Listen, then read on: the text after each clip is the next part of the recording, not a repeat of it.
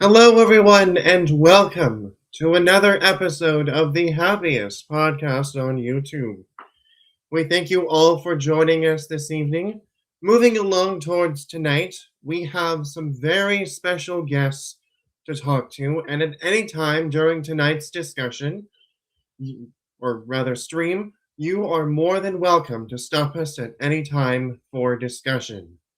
Also, if you haven't already done so, make sure to smash that like button for us. And if you are brand new to the channel, consider subscribing, as well as sharing us out to other Disney and theme park fans, which is all free to do. So let's get started. So, first off, we have some very special guests, as I mentioned, joining us this evening. Filling in for my co host Disney with Matthew, as he takes his short hiatus. Please help me welcome George, the Disney Italiano, co-founder of Holo Gelato, and our special guests this evening. So please help me welcome Jason from Yoho Daddio and the one, the only, Drew, the Disney Dude. Welcome in, guys. Thank you so much for joining us. Please tell our viewers where they can find you and any new content to check out. Jason, you want to go first, man?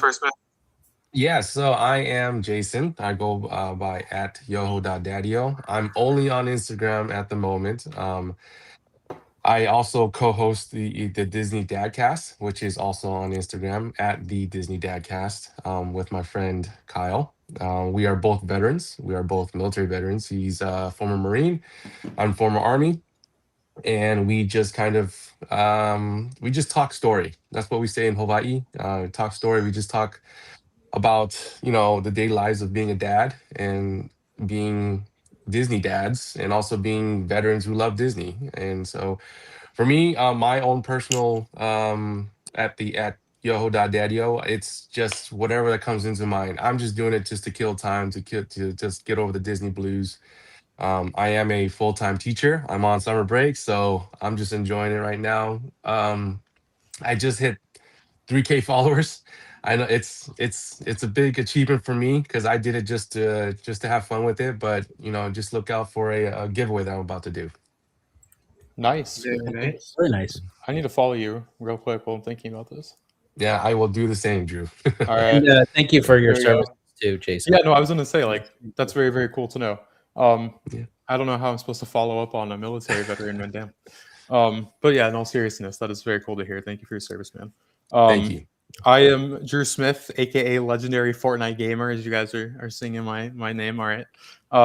Yeah, I'm Drew the Disney Dude. I have lately, I guess, trying to do more across all platforms. That's been my main goal this year, is just expand my coverage, and I'm everywhere. And I've got a fun YouTube video. I guess by the time some of you might be seeing this video might already be out, but I've got a very fun video coming out tomorrow on June 4th, maybe already today, depending on when you're watching it, and another fun video after that. So I feel like my upcoming content are just like actual in-depth deep dives about what I actually have been wanting to talk about for a long time, and I'm not procrastinating anymore on talking about them. Like it's finally time to get this information out before D23, because once Disney announces stuff, then it's irrelevant to talk about predictions at that point because it's public. So I'm like, all right, time to dive into this stuff. So my YouTube stuff is where I'm really excited over the next few weeks, but that's where I'm at right now.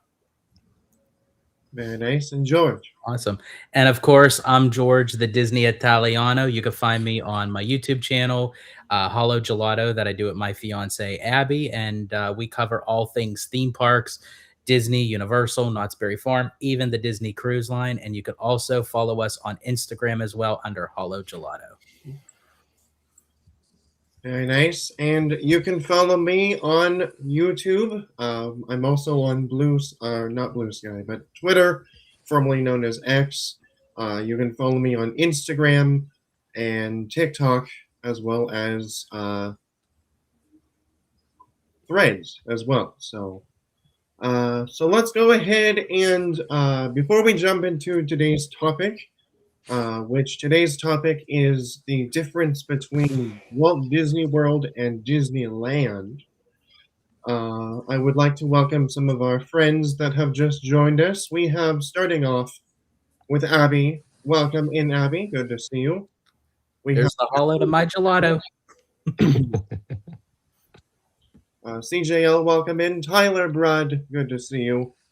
And then last but not least, Patrick as well. So welcome in, guys.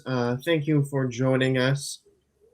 So my first question these are basically all the panel can answer, but my first question goes out to everyone, and that is, what makes Disneyland special or stand out compared to Walt Disney World? Who's going first? It's up to you two. You flip a coin. All right, I'll go. I feel like that park just has a deep connection, obviously, to Walt, and that's the obvious, but that the cast members just still kind of keep that close to them, especially after Disneyland and Crafted debuted. I feel like it's kind of become more front and center with just the overall culture and hospitality around the entire resort. And something that I always think about too is how Fantasyland is still so classic. Like you have so many attractions in one little spot, and you just would never see that in a current Disney park these days. I love Fantasyland at Disneyland so much just because it's like a time capsule in a way, and I hope it does not get updated in any big way whatsoever. So I just feel like kind of like those little pieces of history that you wouldn't see in current Disney, also mixed with how the cast value that place. Just that's the magic right there. Nice. Yeah, I definitely agree with Drew. It's the OG park. If it weren't for Disneyland, well, I wouldn't think Walt Disney World would have happened. There's a lot of things about Disneyland that really I'm a Disneylander. All right, I don't get me wrong. Mad respect is Walt Disney World, but I'm a Disneylander, and it's just something about knowing that walking down Main Street, I knew that Walt had walked down it once before. Um, I know he had, big dreams and big plans for Walt Disney World, and he just unfortunately he wasn't able to see it. But it's it's just the OG. I understand the castle's a lot smaller. When I walk down Main Street, and after going to Magic Kingdom, walking down Main Street in Disneyland, it is a little, I don't want to say depressing, but it's just a little sad. It's a little sad knowing that it's a small castle, but it's the OG castle, and there's remnants of the originality of the park at Disneyland. And you can do a lot of the things in Disneyland that you would technically have to park hop over at Walt Disney World. Galaxy's Edge is in Disneyland. They added, Mickey's Runaway Railroad. So there's a lot of things that you can do at Disneyland that you would have to park hop, at Walt Disney World. Yeah, I think it's interesting. Like when you do walk into Disneyland Park, as you both have, like we're mentioning, like you really feel Walt's presence there. Like, I mean, it is Walt's park, and it's almost like where when they say, Snow White and the Seven Dwarfs was like the one that started it all for like the Disney feature animation. Well, Disneyland Park is basically the park that started it all. It created a genesis that moved to Florida, and then eventually Paris and Tokyo and Hong Kong and Shanghai. So it all comes back to Disneyland. So yeah, I agree with you both on all of that. The next question is actually a little bit reversing of the spectrum. What makes Disney World special and stand out compared to Disneyland? Variety.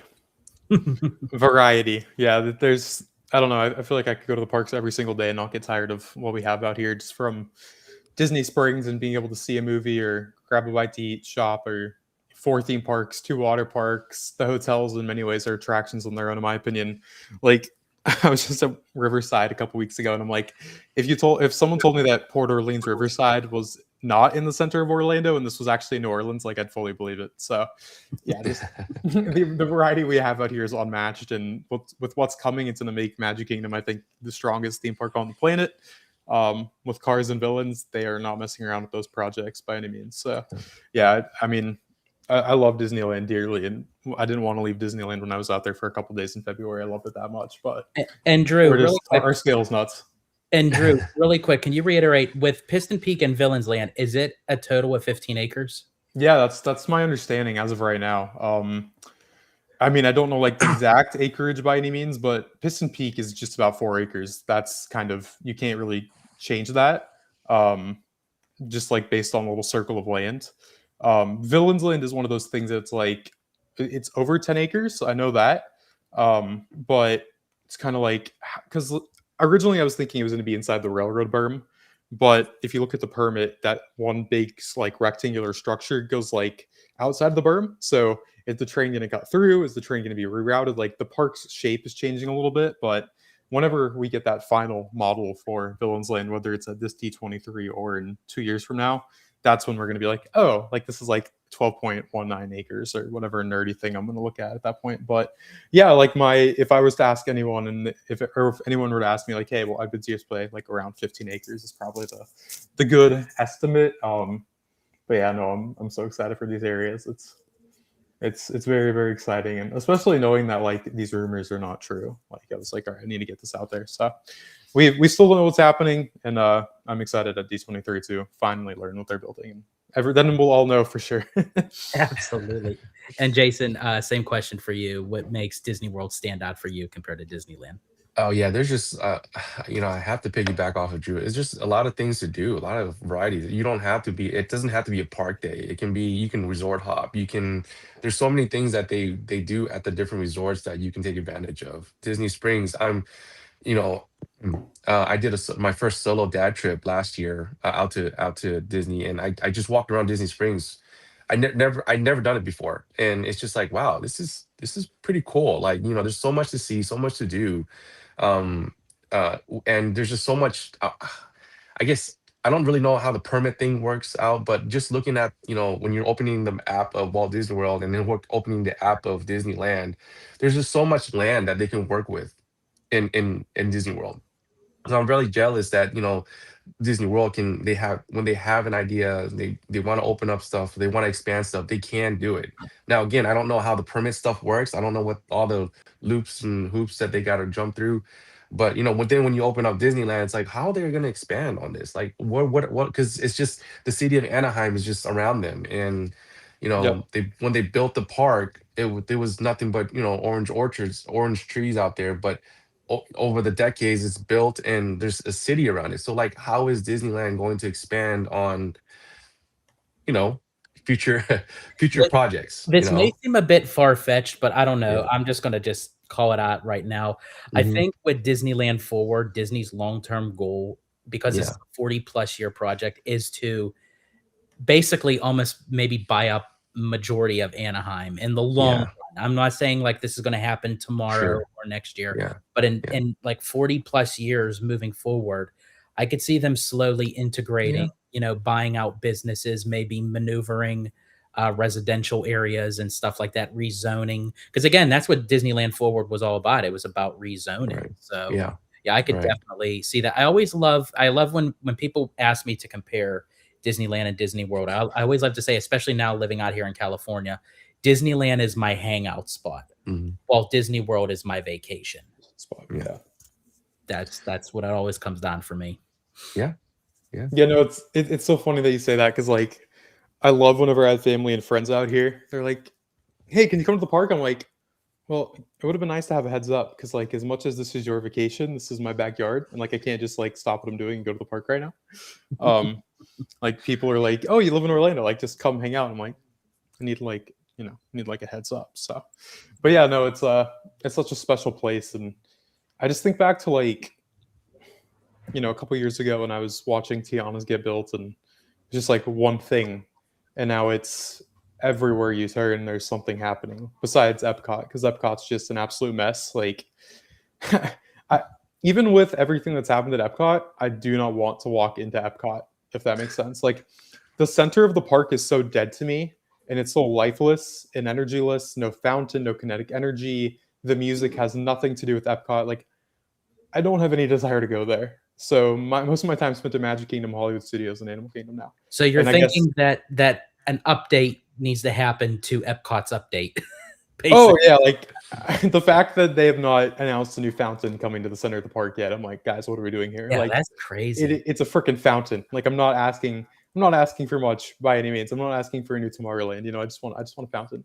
I just want, when I hear the music being played at that little hall, whatever it is thing, like, can we just have actual Disney music here and not like I love when we get like that pop, you know, party vibe music for like 4th of July and New Year's. I don't need it every single day. It loses its specialness at that point. So I just have like no desire to walk into Epcot. Like, and I don't like soaring across America by any means. I think it's a horrible update. So most of my time is spent going to the 3 parks with stuff going on. So I guess I'm like, oh, well, I'm always seeing something happen. It's because I'm not at Epcot often. But yeah, no, it's everything happening. I'm very excited about, and Monstropolis to Villains and Tropical Americas is by far my #1 project that I'm looking forward to. But yeah, no, it's just such a bright future ahead. I guess looking at these things on their own, not like connecting to what they're replacing, just looking at the objective quality of each project, I'm like, yeah, that's gonna make them billions of dollars. So that's our focus, right? Nice.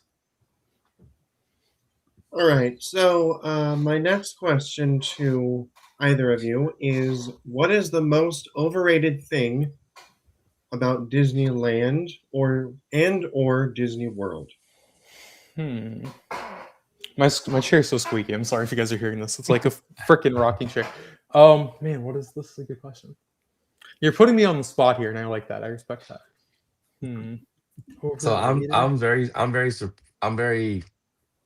I don't know. I guess Drew, can I say that Epcot is just not your favorite park? No, it's just not. I want to love Epcot. Like, right. I want to love the environment. Like, my favorite thing is the environment of these parks. Like, most of the time, I'm not even going on any rides. I'm just walking around, just checking everything out. Yeah, it's like, so I don't know. The reason why I asked is because I'm the same way. Epcot, I don't see I find Epcot a little bit overrated. I don't see the big hype in it. I know a lot of the adults like it, you know. But for me, just having to walk all the way around, you know, I get it. You know, go through where Nemo is and where the Living with the Land is, and then all of a sudden you just kind of have this long shot to get to Ratatouille, and then it's just another long shot to get to the next ride from there. It's just like it's a lot of walking. I do get my steps in there for sure, but I don't partake in alcoholic beverages like I used to when I was in the military. And so there's no really, you know, and I have kids, right? So do I want to take that time to I want to try to get the kids on the ride as fast as possible. You all know the humidity and the heat of Florida just doesn't do well with the little kids. It's just not a part that I would like want to, you know, I don't really look forward to it. Like, you know, I'll go, but I don't, it's not like my top, it's not Can on I the top ask of my you list. both a question within this question now that the subject is still staying on Epcot? No. And we had mentioned about D23. With all the projects that are going on right now with Magic Kingdom, Hollywood Studios, and Animal Kingdom, really Epcot is the one right now that is not really getting the TLC. Yeah. Do you think that even though they're going to be more so doing a lot of updates for the current projects at this next D23, that they may surprise us with 1 or 2 big announcements that they could potentially give us something for Epcot, being that they would have to wait another 2 years just to give us something for Epcot? Could that potentially be? Yeah, I think it's possible. I will say, to add on to what Jason said, you talking about Epcot actually gave me the idea of what I think is overrated. It's the Epcot festivals. I think that the hype, that is you planted the seed. That is by far my thing that I'm like people rope drop like this overhyped merchandise that 3 weeks later is on sale for 50% off. You're spending hundreds of dollars on little bites of food. Like, I just don't see the appeal. And I know this is a piping hot take, and if I said this on Twitter, I would get attacked for it. So I'm going to say here because it's a conversation on Twitter. But personally, I think Happily Ever After is very overrated because they have not updated the projections to the quality that Enchantment was. And I think if you're trying to tell a story through music and what the characters are saying with the dialogue, and you're going to invest in this projection technology, and you're going to have enchantment look incredibly crisp where you can see everything, then you're going to go back to Happily Ever After, and that projection now looks worse because you didn't upgrade them when the time that the show was away. At that point, I cannot support that. I never watched Happily Ever After. I have no interest in watching it whatsoever. And people are like, you don't like that show? I'm like, I love the music, but I want to watch this in front of the castle, stare at this, and actually feel something, right? I don't feel it. So no, that's a piping hot take. You were asking about D23. Okay, so I think that we're going to get one big thing at D23 this year, but I don't know if it's going to be like a brand new attraction by any means. The thing that is on my radar, everything that I keep thinking about right now is I feel like there's just a ton of investment going into Magic Kingdom, preparing for 2020. Like my hope, again, I don't know this by any means. It's just like in Drew's perfect world, if Drew was Josh tomorrow, what would he do? I would have Villains Land open by October of 2029 for the Halloween month, right? Like, if you're going to open a Disney Villains Land, that land needs to be open in October of 2029 in my perfect world. I feel like a lot of this stuff that we're seeing from Buzz Lightyear getting updated to Carousel of Progress to Big Thunder Mountain, in many ways, even years from now, when Villains Land opens, those things are still going to be brand new for people coming to the resort for the first time in 5 years. Walt Disney World, this is the worldwide destination, right? Like Disneyland is a much more locals park, so you guys see everything pretty quickly. Whereas here, you're going to have people seeing Pandora for the first time today. People were probably seeing Pandora an hour ago for the first time today. So the thing that is on my radar is Space Mountain getting the Big Thunder Mountain treatment, and I think that's going to be announced at D23. I just feel like with all this reinvestment in the classics, and we were literally just at our little media event for Rock and Roller Coaster, and they were talking about like, hey, reinvesting in the classics and how Buzz Lightyear Space Ranger Spin has gotten like a 15% increase in guest satisfaction scores already, just in like a month, because it's a much better ride. So I feel like they're very confident right now in spending money in the classics. And now that you have everything open, well, maybe you can afford to take Space Mountain offline for a year and a half and have it open by summer of 2028 to open it alongside Piston Peak. That's where my mindset's at. Would I love more than that? Absolutely. I mean, I'm never going to complain about getting more things because that's what we do, right? We talk about these things. And anytime I have more content opportunities, I'm never going to complain by any means. But yeah, I just feel like Space Mountain, if we got like a big update on Space Mountain, I would absolutely love that. And maybe some shock announcement, like a new ride or something to be the unofficial response to Epic Universe, that'd be fantastic. But I am very much just like wanting to know, what is the second ride in Piston Peak? What are the rides in Villains Land? Storyline details for Indiana Jones. Like, I would be very happy with that personally. And maybe, I guess, like, shock-wise, maybe it's not for Walt Disney World, but like a second theme park coming to Shanghai Disneyland that's been rumored for a long time, or just stuff like that. I think we're going to get big things, but I don't know if it'll be for Walt Disney World, maybe for Disneyland or overseas. I could definitely agree with that. And I would love to see Magic Kingdom Space Mountain get a redo, especially like the Space Mountain out here is so much better. I love the seating of how it is for the vehicles, the track, everything. Yeah. I mean, like, unfortunately, I come off of Magic Kingdom Space Mountain and I need a chiropractor. So it's like I no. For me, it's like, yeah, the fact that like something, not to cut you off, I'm sorry, I don't want to forget this thought, is that like we talk about a lot of Disney trying to be inclusive, right? And brutal reality is when people think of inclusivity, they just think of skin color. But in many ways, that is not at all what inclusivity is. That's very much just getting in and out of the ride vehicle on Space Mountain. Like, that is not an inclusive experience for anyone. I'm 6'2" and I can barely even get in and out of that vehicle. And I'm very happy and grateful to be healthy, right? Like, inclusivity goes much deeper than just skin color. So if we're talking about the parks being more inclusive, like, have a new ADA loading bay for Space Mountain if you update it, or make those ride vehicles more inclusive for people. Like, all those things matter at the end of the day. And again, when you're going to have more people than ever visiting this park in 2030 and beyond to come check out 15 acres of 4 new rides and all these attraction updates, like, that matters in my opinion. So yeah, I really do hope it happens. Awesome. Now, again, going on the opposite side of the spectrum, what is the most... Oh, did I miss something? I do want to welcome in a few people, as well as our other guests have just joined us. So want to welcome in Buzz Lightyear fan. Welcome in.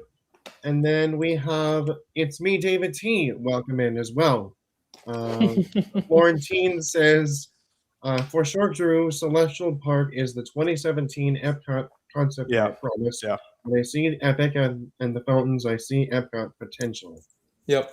Yeah, Celestial Park and Epic Universe is at nighttime. Like Epic Universe, in my opinion, by far is the strongest nighttime theme park on the planet, even with its operational issues it's had recently. Is as much as I want to support Epic right now, like Universal's just not figured out the ops by any means yet, even a year later. So it's like I love the park. I want it to be successful, but there's a reason they're fast tracking to indoor attractions because the park needs these.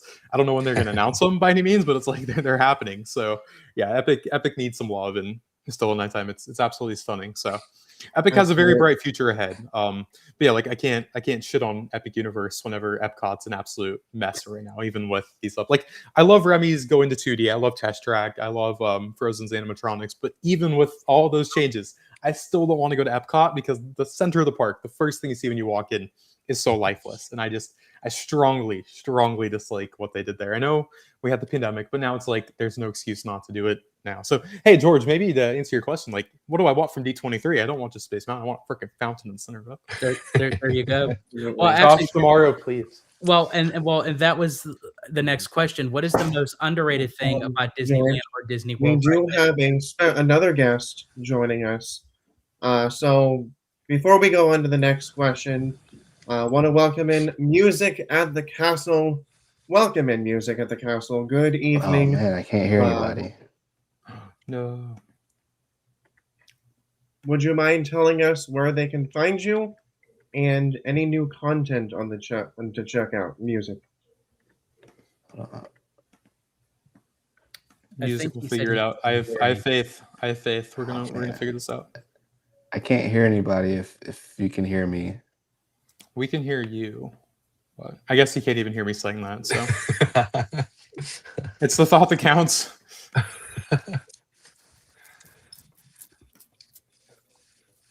And for what it's worth, I'm gonna have to run in about 15 minutes or so just to finish this YouTube video. But I will hang out as long as I can to talk to you guys. I just need to be in bed by like 2 a.m. and I already know this video is gonna take a few hours.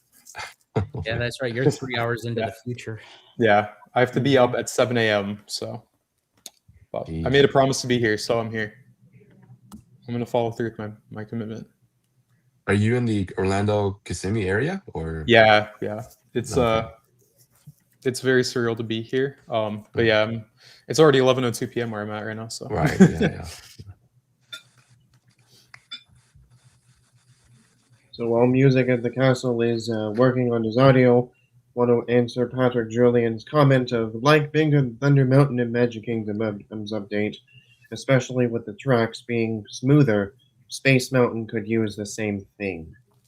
Yeah, it's funny because like I know there's been a lot of back and forth like feedback on Big Thunder being so smooth now, and is it the wildest ride in the wilderness anymore? But I think one thing we could all agree on is that if Space Mountain was updated with a smoother track, no one would complain at all, because it is just, I still love it, like, because that's like my version of space. Like I don't get out to Disneyland often, so it's whenever I go on and I still have fun with it, but I'm like, oh, I don't want to have to, like, my first thought when I think of Space Mountain Magic Kingdom is how uncomfortable it is to get in and out of the vehicle. Like I can't even, I'm not even thinking about the ride. I'm just like, this is not a fun, inclusive experience. I don't know, but yeah, no, I think that'll happen. I just feel like there's a lot of room to lean into like projection mapping now and improving the audio and seats, and just again taking a lot of that DNA and just moving it over to Tomorrowland, and you have a winner on your hands. And also just the reliability too. Like if you make a ride more reliable and you get a few thousand more people through it every single day or every single week, well, that's going to make a better guest experience. So that's my hope. Isn't that the truth though? Like if you have some rides where you want to be immersed, but then you're really worried and thinking about, okay, I just got myself in this vehicle. Now, how am I going to get myself out? Like that's like the last thing you should be thinking about. I'm sorry. Yeah. No, it's I hate that it's that way. Like something else too that people don't talk about is like, I really hope that they update the seats on Carousel of Progress, because right now they're like locked. Those seats in Carousel of Progress right now don't go up and down, so they're not size inclusive. Like if a big person wants to watch Carousel of Progress right now, they can't watch it. A big person should be able to watch a show with an attraction without a height requirement. Like those seats need to have like an airplane where they go up and down. Like it's something that simple in my opinion. So I don't know. I try to think about not just my opinion, but what these parks are about. And I think with how expensive they are these days, that a seat should have an armrest that can go up and down, you know? So I don't know, but yeah, I hope for these little things that's where more people can enjoy them. And I guess with Big Thunder Mountain, right, they dropped the height requirement 2 inches, the seats are more comfortable. So just take that same thought process and put it elsewhere. But we'll see. Absolutely. And music at the castle, can you hear us now? Yes, sorry about the Yay. technical difficulty. You're good, man. No worries. So really quickly, I know we just gotten started here, but would you mind telling us where my viewers can find you, and is there any new content on the horizon or to check out? You can find me mostly on Instagram at Music at the Castle, MUZIC at the Castle. And also, that's pretty much where I'm found right now. I haven't branched out into Facebook or anything like that yet, but all of my content can be found there. On the horizon, I don't really have anything planned on the horizon. The content that will be produced will probably be switched up. Trying to stick with the main music theme, but I am in the military, so I will be shortly be on deployment here soon. So you probably won't see a lot of content coming from me, maybe sporadically here and there.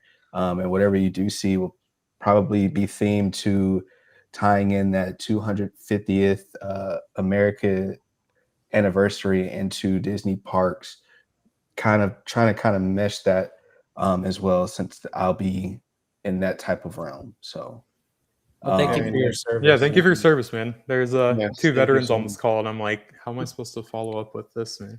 But seriously, thank you for your service. That is very cool to know. Thank you. Absolutely.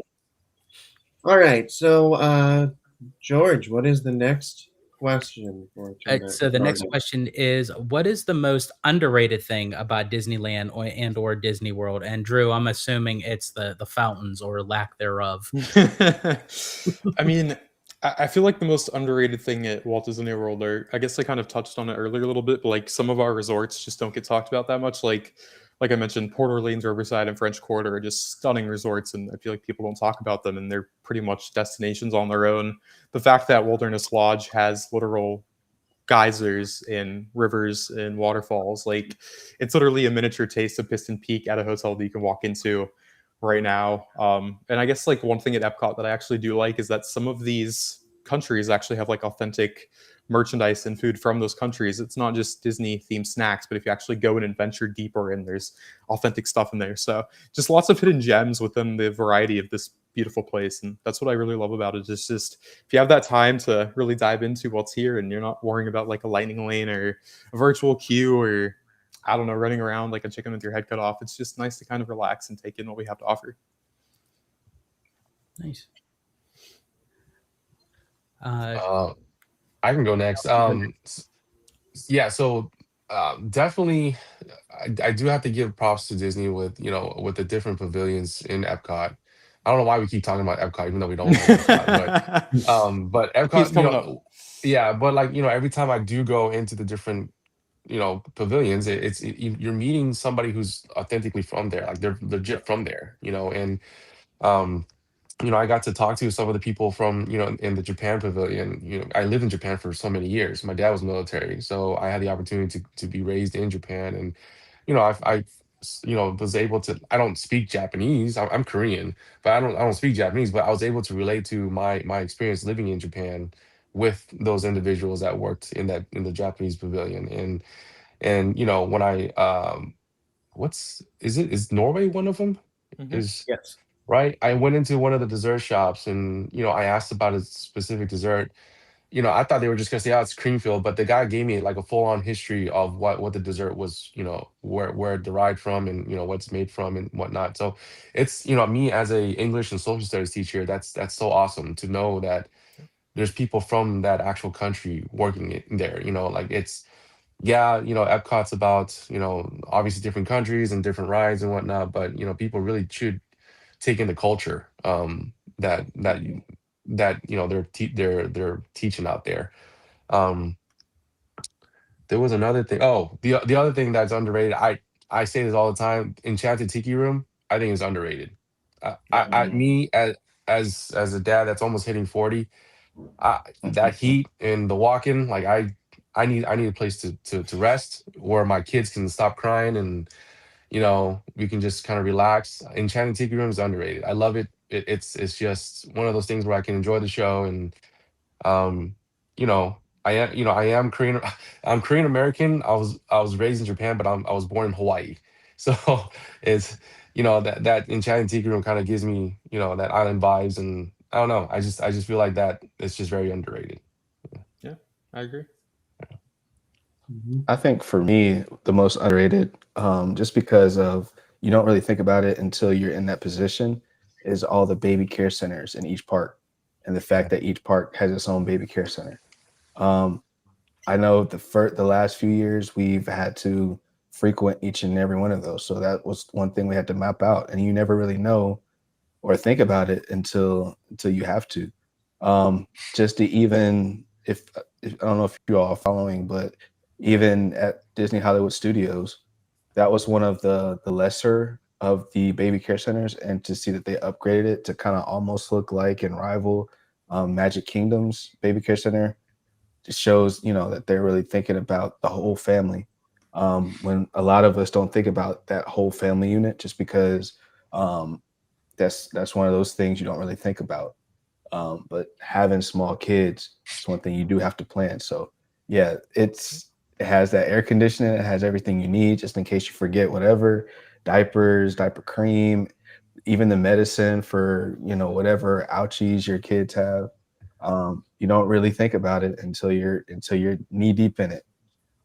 Having a meltdown and you take them there and all is well. So Yeah, no, that's a fantastic point, honestly. And yeah, like I don't have a wife and kids yet by any means, but I know whenever one day that happens, I'll be like, oh yeah, this actually does matter. And yeah, no, mhm. just adding on to what you said, like Animation Courtyard or the Walt Disney Studios Courtyard, whatever the actual name is now, it's like that courtyard is just firing on all cylinders, and like we don't even have the main attraction open yet. So the fact that they Mhm. took a merchandise location and turned it into something that, like you said, people can use is fantastic. So yeah, man, fantastic point. I fully agree with you. Very nice. Just before we move on, I want to welcome in Magic with Matthew. Good to see you in here. Um, and everybody's saying thank you for your service music. Thank you Let's all. see. So my next question for everyone is, which resort has the better version of attractions? So like It's a Small World, Haunted Mansion, Thunder, Space Mountain. Yeah, I feel like Disneyland takes the cake there, honestly. Like the actual Haunted Mansion facade, it's just more classic in my opinion. Pirates of the Caribbean is no contest by any means. I mean, like Galaxy's Edge is the same, but I guess it's a lot easier to get to and from each park in that case. I prefer, again, I know this is a hot take too, but I actually prefer Guardians over Tower of Terror personally. So, same ride Yes. system, Um, yeah, I don't know. I just feel like Disneyland, when I think about like ride versions, I think of Disneyland, and I also don't love the scene updates on Our Big Thunder here at Magic Kingdom. Like they don't hit emotionally for me. So I think I'd prefer the Dynamite at Disneyland, though I haven't seen it in like a long, long time. So yeah, I think Disneyland, with the exception of Space Ranger Spin, we have the better Buzz Lightyear ride. Yeah, I think overall Disneyland is better. I'm gonna say Disney World just because I haven't been to Disneyland since 2008. Um, that answer might change since we did relocate to San Diego, so we'll probably pop down there and probably have a different answer for you. But home resort, Disney World, and I think Epcot sold it for me. That's the only place I can have two drinks in each hand and be able to help with the kids and no, just being immersed in that bubble. Once you're in that bubble, you forget about everything, even the credit card bill that is waiting for you at the end. Yeah. Isn't that true? That's when you go home and then you look at that credit card bill and then you're like, oh my gosh. But then you go back the next time and it's the circle of life. It just keeps on going. Yeah. Yeah, it's the harsh reality, but yeah, no, it's like it's just such a special place that you'll see like those articles about like people going to credit card debt just to come to Disney. I'm like, man, like I hate that it's that way now, but I understand that we just need some happiness in our lives right now. Oh yeah. Agree. No, I'm gonna go with Disneyland as well. I just love the. I'm a big Pirates guy. I mean, Yeah. just with Yoho, my name being Yoho Yeah. Daddio, and wearing the pirate shirt right now. I don't know. It's just something about the Pirates life that I just maybe if I was in that era, I would partake in with the Pirates life because I lived my life in a very not a cautious but just I'm as a millennial just been told what to do, how to do it. Never kind of saw like an opportunity to kind of explore, expand my wings. Not that I want to go out and get drunk and whatnot and drink rum all the time. It's just it's just nice to see.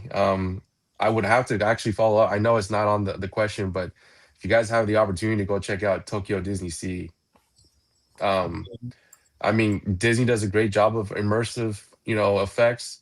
I tell you, Disney Sea, Tokyo Disney Sea really gets you into it. It's what happens when someone else writes the check. Yeah, yeah. But yeah, I had the opportunity to be there when the grand opening. Oh, nice. Like I said, I was stationed there, so we had the opportunity to go there, and it's still just thinking about it just blows my mind. But yeah, if stateside, it'll have to be Disneyland. But of course, mad respect for Walt Disney World. Yeah. Yeah, Tokyo Sea is really good. You I know, been there? Yeah, I got to get All out the there at some point. international parks. yeah. That new Yeah. Space Mountain out there is going to be, whenever they reveal that, I'm hoping that's something we get at D23. Is like, I want Yeah. to see the new Space Mountain ride vehicles and like what that looks like in a 2027 version of Space Mountain. It's going to be Right. a very big reveal, but I'm pumped for that one. Yeah, Hopefully that'll be one of our stops. Yeah. Yeah. Yeah, OLC, like money is no option to them. They're just like they as I said, they sign the check, they go to Disney, they're like, go for it. The sky's Yeah. literally. So yeah, I'm very curious. The next question: if you could steal one attraction from Disneyland and move it to Disney World, what would it be? I know what mine would be, but I want to hear what you guys have to say. The All right, this Avengers will be- campus. Oh, sorry. Ooh. No, you're good. I'll let you guys go. You're good. You're good. Like the whole Avengers campus. Like, so I'm a big Marvel buff, like following all the timelines from Iron Man to what we have now, to the new Spider-Man that's about to come out. So like I see what they did with Guardians. If they just had a whole Avengers campus and just encompass all of just Marvel, and I know they're trying to get rights back from characters from Universal. If they do it right, they can start making attractions based off of, all the Marvel characters separately. Like I know they were doing an Iron Man ride in Disneyland, like bringing that whole thing to Disney World. And if we're talking about a fifth gate here, what does that look like, right? If a fifth gate could be Marvel World, imagine how much that would bring in. But that's my take on it. I'll go last on this one because this will be my last question, unfortunately. Man, I don't know. I don't know what is taking Disneyland to Disney World. That's the question was. If you could steal one attraction from Disneyland and move it to Disney World. Oh man. I know what mine would be. I don't know. That's because I like the way everything the way it is. I wouldn't want to move anything. Just leave my Disneyland alone. My answer might be a weird one, but like it's so classic Disney and it's such a simple thing. It would not be expensive at all to do. And that's why I think I'd be like, oh yeah, this could happen. Is Casey Jr. from New Fantasyland? Just because Yeah, it's such a simple ride. It has no capacity whatsoever, but you're literally looking over the entirety of what Walt Disney envisioned back in the 50s. It's just such a beautiful, simple ride. I don't know. Yeah. That was like my favorite memory when I was at Disneyland for 48 hours in February is going on Casey Jr. because I'm like, the fact that this still exists at Disneyland in 2026 when this wouldn't even be a thought if it was on the table today. I'm like, I just love that this is, like I said earlier, just like a little time capsule. It's, I don't know. I just love those simple things that, as much as I love like the $100 million attractions, and like the big shiny technology, it's same time, I love having like the balance of simplicity, and that's why I like something like Buzz Lightyear being updated out here in Magic Kingdom. I'm like, yeah, it's just all you need is a few $1,000,000, and this thing has 30 more years of life in it now, and it's just so rewritable. So yeah, I'm all for the smaller quality of life updates. And if honestly, I mean, we're getting Indiana Jones in a way, so like I would have said that if we weren't getting our own, but yeah, I would take like I would just rip up New Fantasyland and be like, all right, that's mine now. Yeah, that still throws me off. Going to Magic Kingdom, going there Fantasyland, and not seeing. I see the circus tents, but I don't see Yeah. like Casey Jr. That Yeah. still throws me off. Yeah, But Storybook Circus is not anything special by any right, means, yeah, unfortunately. It's just yeah, it's like a store that doesn't get any new merchandise and character meet and yeah, greets that no one knows exists, and two Dumbos, which we don't need two Dumbos by any means. So. right, And yeah, the train brings life into that section of the park, but right now it's just in like shuttle mode where it's just like back and forth. And it's like I look at the train, I'm like, why is the train going backwards? It just I have no desire. yeah. But I hate the jump, guys. I promise I would love to stay longer, but I got to get this YouTube video out at 8 a.m. and it's already 11:20. So I appreciate you guys bringing me All right, on, Drew. but yeah, I've got to jump, and I promise this YouTube video I publish tomorrow will be worth it. You'll be Oh. like, oh, I see why he was so interested in getting that out. Always good to see you, Drew. Yes, no, it was great to meet you guys. In all seriousness, thank you for your service. Like I feel like right now in this crazy world we're living in, it's more important than ever to appreciate that you guys are doing that for our country. So thank Thanks, you. Drew. And Darius, best Thank of luck you. on your deployment, man. I'm sending you all the good vibes and safety your way, man. Thank you. I appreciate it. All right, y'all. We'll talk soon, but I hope I promise I'll watch 3 play this and watch the end of this conversation. Later, Drew. All right, bye guys. All right. Later, Drew. And I just have to mention really quick to kind of encompass what all you guys were saying about Fantasyland. That was actually my choice. I would literally take Disneyland's Fantasyland and put it in where Magic Kingdom's Fantasyland is. I just feel like there needs to be more charm, and I feel like when you walk into Fantasyland at Magic Kingdom, it's very hollow to me in a sense. I feel like that it needs that TLC that actually Disneyland's Fantasyland got back in the 80s. But I can understand, Jason, your point, because I'm biased to that too. I love when things are completely different, where Disneyland is Disneyland and Disney World is Disney World. However, I will say I would pick up Mickey and Minnie's Runaway Railway from Hollywood Studios and move it to where Storybook is, where it used to be the original Mickey's Toontown Fair, because they got rid of My Great Movie Ride. See, that's not right.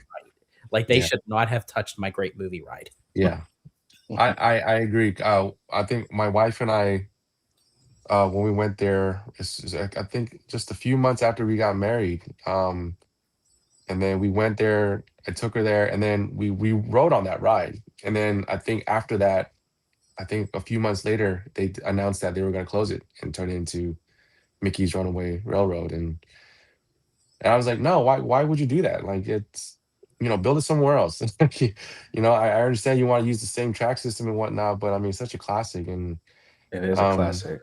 Yeah. I just there's a lot of questions that I have as to why. It's usually why. Like why did you do that? Why? Yeah, that was definitely a Bob Chapek move. At the Yeah, time. for sure. Yeah. Yeah. But a lot of the classic rides, like I really hope they don't take Mr. Toad's Wild Ride out. Oh dear Lord, if they do that. Yeah, it's because I remember the very first time I had rode it was in Magic Kingdom when it was still there. Yeah. When it was Yeah, I still remember. there. And then Yeah, so same. I just if you want to keep Walt's dreams alive and going, keep the originality of it. That's why I kind of question this refurb of the Carousel of Progress. And I know it needs to be updated because obviously it was made back when they didn't know what the future was going to be like. Now they know. But I really do hope they keep the originality and like if I rode on it after the refurbs, like I want to have that feeling of nostalgia. Yeah.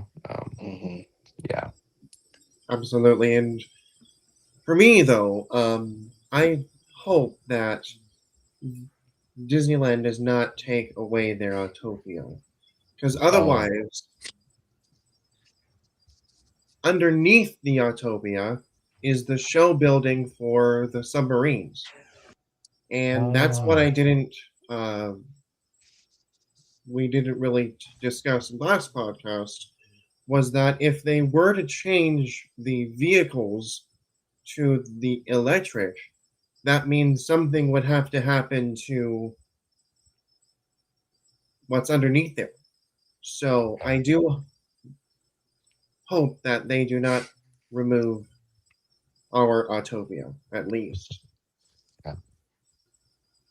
Yeah, I went. I remember this submarine ride. That was a very unique experience. I went with my high school class, and that basically we had a bunch of fun on there.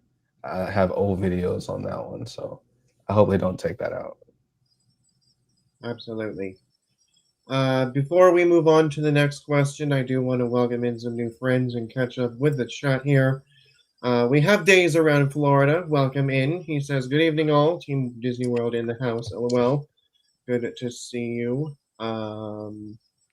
Let's see. Florentine says, "Yes, Casey Jr., please." Days around Florida votes their tiny castle. Nah, LOL.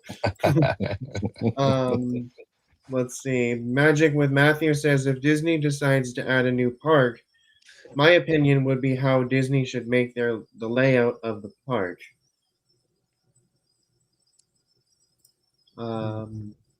Let's see. Days Around Florida votes Incredicoaster to Walt Disney World. Okay.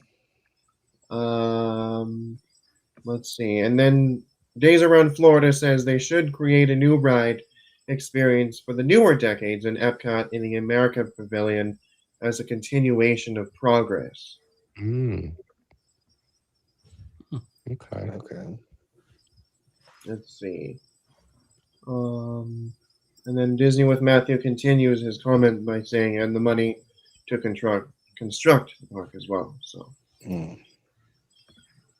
all right. So for the next question, in reverse to what George was saying, if you can steal one attraction from Walt Disney World and move it right here to Disneyland, what would it be? So I'm gonna say Carousel of Progress. Only because that's for my son. My son looks for that because in Disneyland, where you would, I guess, where you would find Carousel Progress at Magic Kingdom, it's I don't are they still calling it Star Wars launch base there? That I don't know Yeah. what they're doing with it. Is it okay? So when my son sees that, he thinks that's automatically Carousel of Progress. Obviously, it looks different, but he thinks is that. So like for me, I'm speaking out for my son. Like he'd like to see that attraction at Disneyland because we frequent Disneyland more. Um, I'm pretty sure there's some other rides, but I don't like to, like George put it, I don't like to touch what's already there. Like it's leave it be. Like there's a reason why Disney did it. It probably wants more of our money so we can go to each park and whatnot. Um, but yeah, if I had to, I for my son, I'd bring the Carousel of Progress over. Yeah. Absolutely. What about you, Music? I would take the castle and yeah, I Man, would just take the big old castle, put it on top of the small castle. That way we could see it from way farther than hitting the corner and looking for it like this. Having to squint your eyes and everything. So I So really gotta ask: is the castle really a deal breaker? Is it a yeah, deal breaker? Because absolutely, like I get that, I absolutely, hear that all the time. absolutely. That's like going Really? to Whataburger and they not having the their staple. That's like going to McDonald's and not having the Big Mac. Yeah, but it's the OG castle. So like obviously they didn't have that in mind. Right. They decided, okay, well we need the bigger castle, so we're gonna put it in Magic Kingdom. That's great. That's the upgrade. But Right. if you go into California, you should have that expectations like, okay, Walt Disney World was more modern. It has the newer stuff, Yeah. right? It's Yeah. got the bigger stuff. But when you go to California, it's the OG. It's Don't the have that high history. expectation. Yeah, it's the history. But Yeah. like I don't know if people are like saying, "Well, I'm not going to Disneyland because the castle's not big enough." It was like, really? okay. I mean, the castle's not big. I get it, but I'm still gonna go. The rides are the same, or not the same, but equal. And also Eh, a one plus side for Sleeping Beauty Castle at Disneyland, they have the walkthrough, the Sleeping Beauty Yeah, walkthrough inside the yeah. castle, so that's yeah, cool. that's true. Um, but I will say what they did with Hong Kong, because Hong Kong had like a replica castle of Disneyland. I do not like what they did with Mm, their castle because I Uh, get it. They wanted to change it and make it original and different, but they literally took the base of the castle and they just connected it like a Roblox uh, and built yeah, up right. on it. And Yeah, I oh just wow. think that was like, I don't know. I just think that was like not a nice touch what they did with that castle. yeah. I think Tokyo Disneyland did the same thing. Well, they didn't do what Hong Kong did, but they wanted to the same size as Magic Kingdoms, Yeah, right? they have the same replica castle as Magic Kingdoms, but the Right, only difference is I guess just getting to the castle because like their right, main street is like not really Main Street. It's something completely different. right. Mm. Yeah, yeah, Yeah. yeah. And on that topic, I'm gonna go wherever I see Disney. So Alani, like I'm trying to hit all the me and my wife's bucket list is hitting all the castles. So I only say the castle size just because it's fun to Hmm. say, but at the end of the day, it's all about that history. True. And the uniqueness of Disneyland is, everybody talks about, I don't know if I'm getting this wrong or getting the parks backwards, but the Cars Land is one of those things I've been looking forward to. That's one of those things you can't find anywhere else. It's unique to Disneyland. So going to Radiator Springs, seeing it light up, those little things is what I'm looking forward to as we go and explore a new land with my family in the realm of Disney. So, And uh, and that's a good point, and that was actually my concern when they mentioned that Cars could potentially be coming to Florida, and I thought, "Oh, man, no, they can't replicate that." That is, like, mm-mm, strictly, like, at the Disneyland Resort, Disney yeah, California Adventure, Route 66, so yeah, but they're kinda doing a different take on it with Piston Peak, so I'm cool with yeah, using the same IP, but in a different way. I'm fine with that. exactly. Like, but yeah, I completely agree with you. Like when you think of Cars Land, you think, oh, I have to go out to Disneyland to see that. So Yeah. like, I I definitely agree with you with that. And then Absolutely. even with It's a Small World, that has its own vibe to it too.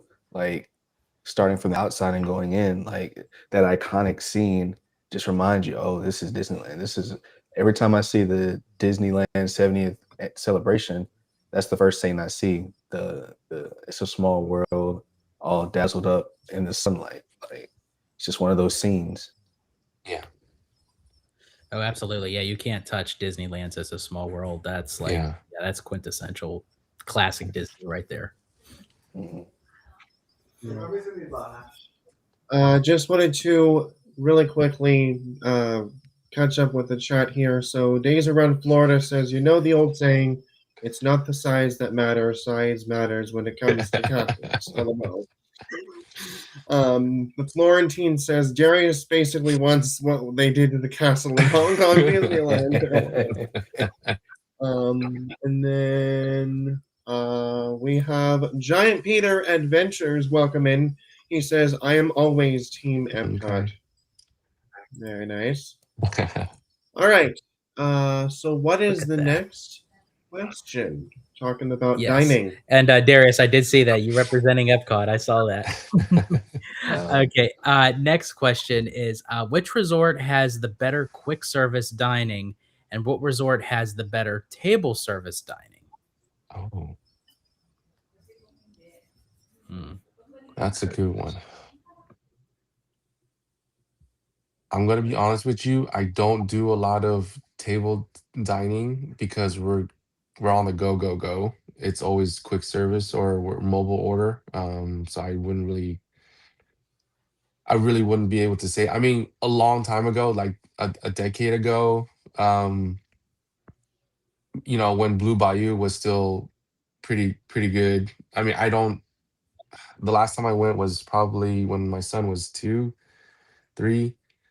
I was a little disappointed. I feel like the quality and just kind of went down, and the amount that we're paying for what we got, it just didn't taste good. The menu had changed, and I don't know, but I think Blue Bayou in its prime was pretty good. And of course, you got to see Potsy or Pirates. If you're seated right, but yeah, gosh, I wouldn't know too much about table dining service. I mean, are we talking about just at the resorts, or are we talking like at the hotels as well, at the parks or the hotels, like the dining at hotels? I would say both. Both. Okay. So basically, yeah, like at the resort as a whole.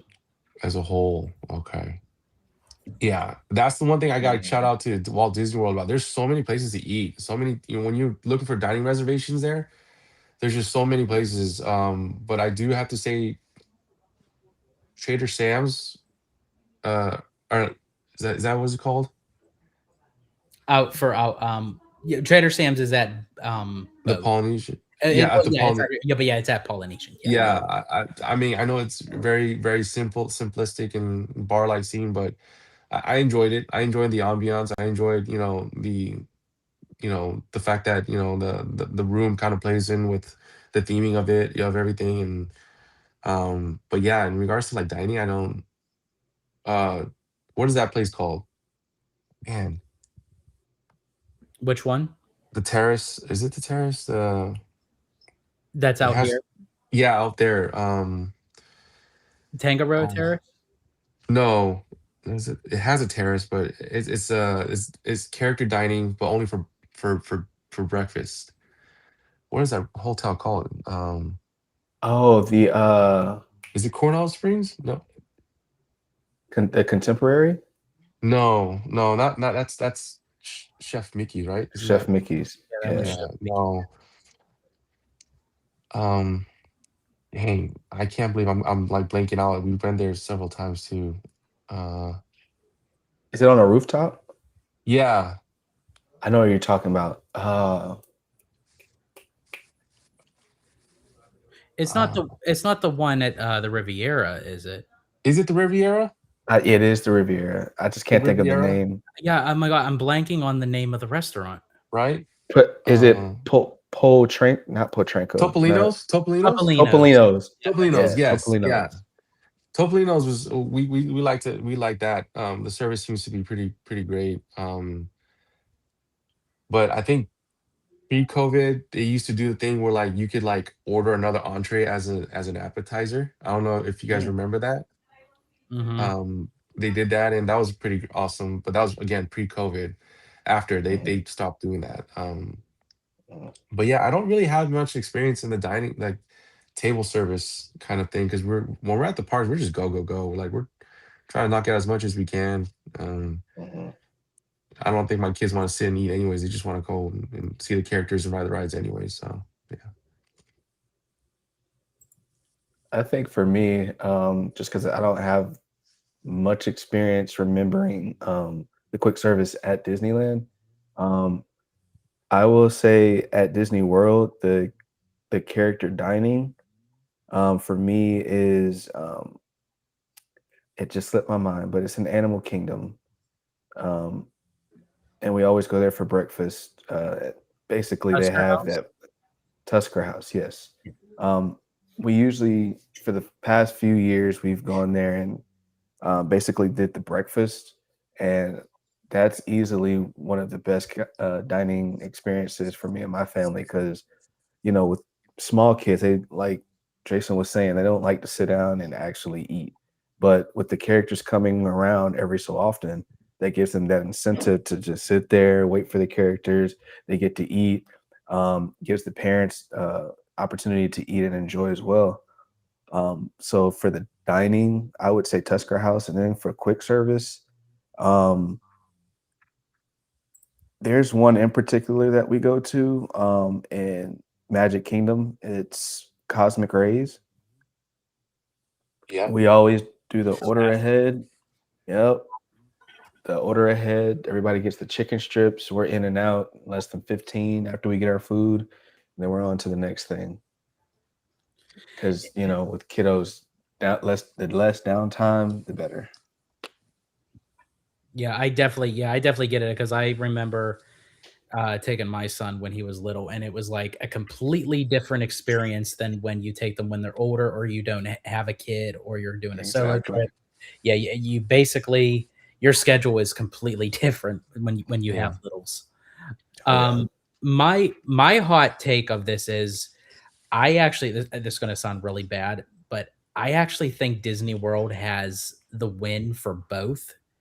And the reason why I say that is, and I get a little bit of frustrated with the Disneyland Resort out here in California, it is so diverse in culture.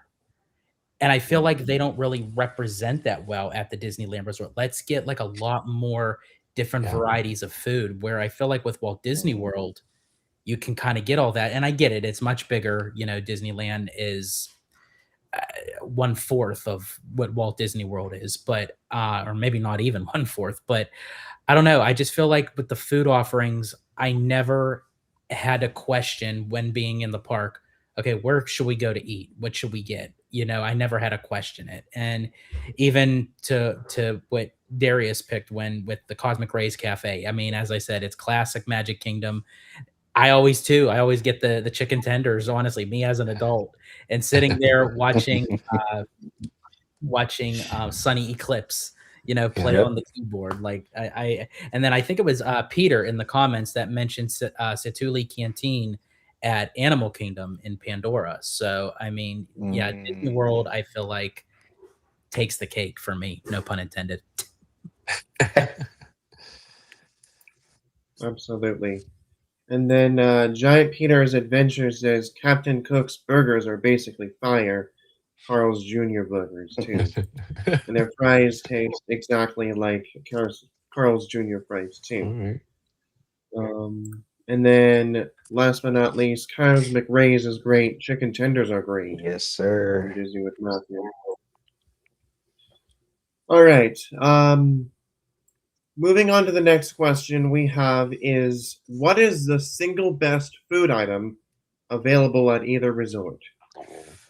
Ooh, So for yikes. me, I like the chimichangas.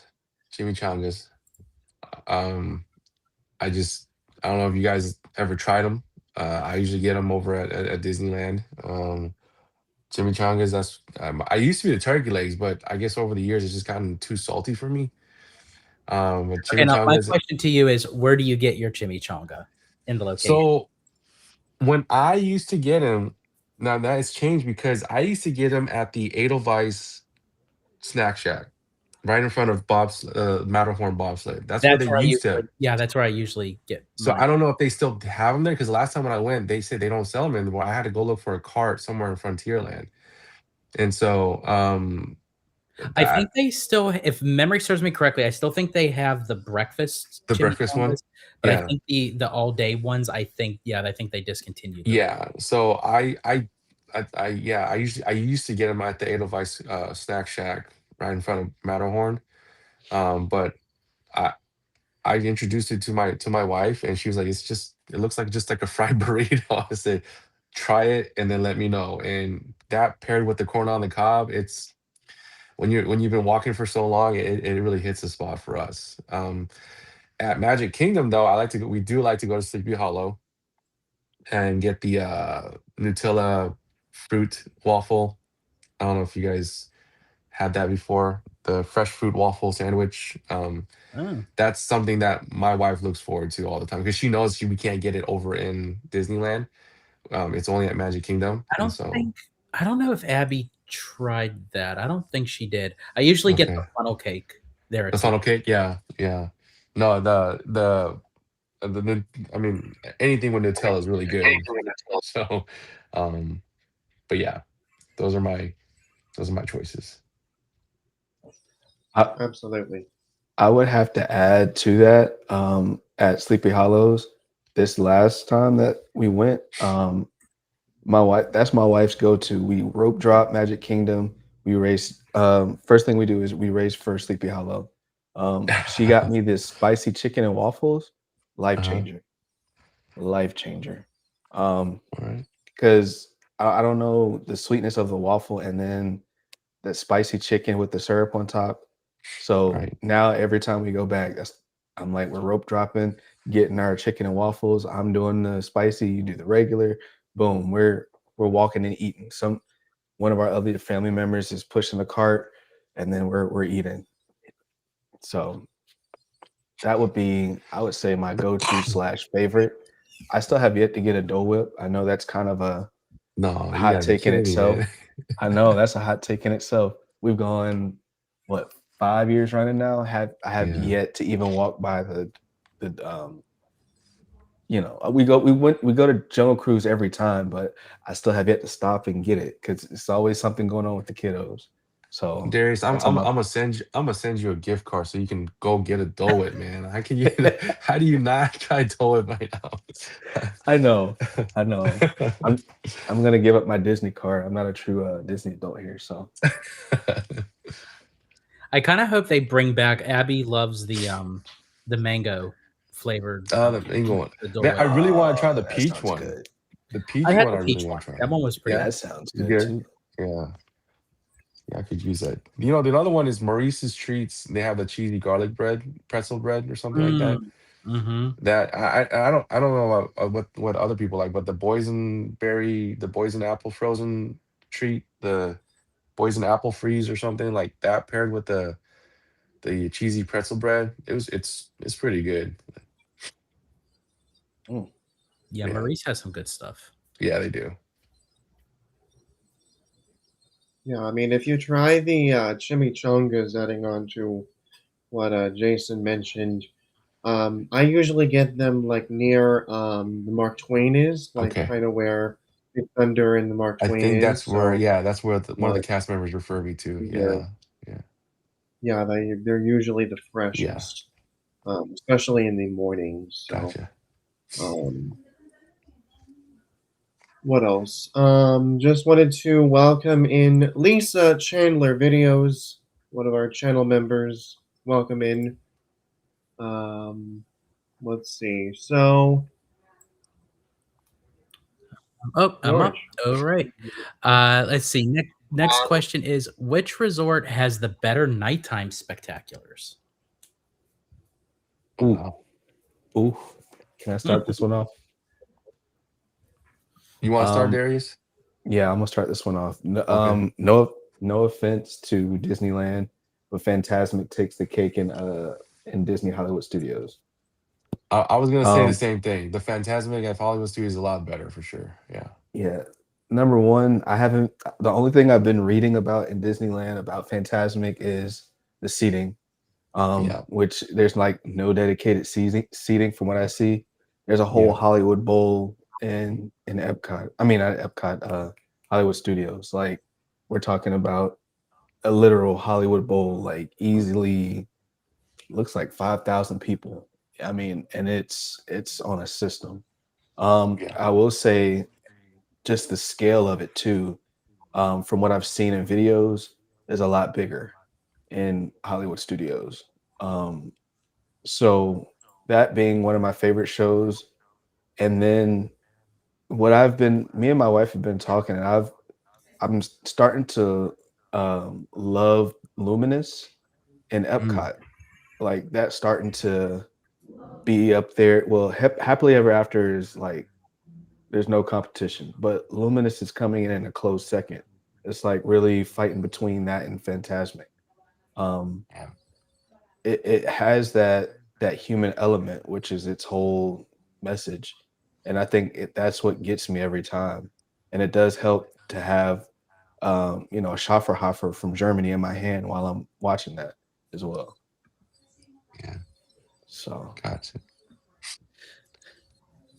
For me, yeah, Absolutely. I for sure the Phantasmic over at Hollywood Studios is a lot better. We did like the preferred seating dining thing at Disneyland for Phantasmic, and we didn't know what to expect, so we had our meal. And then at the 9 o'clock showing of Phantasmic, we went to look for our seats.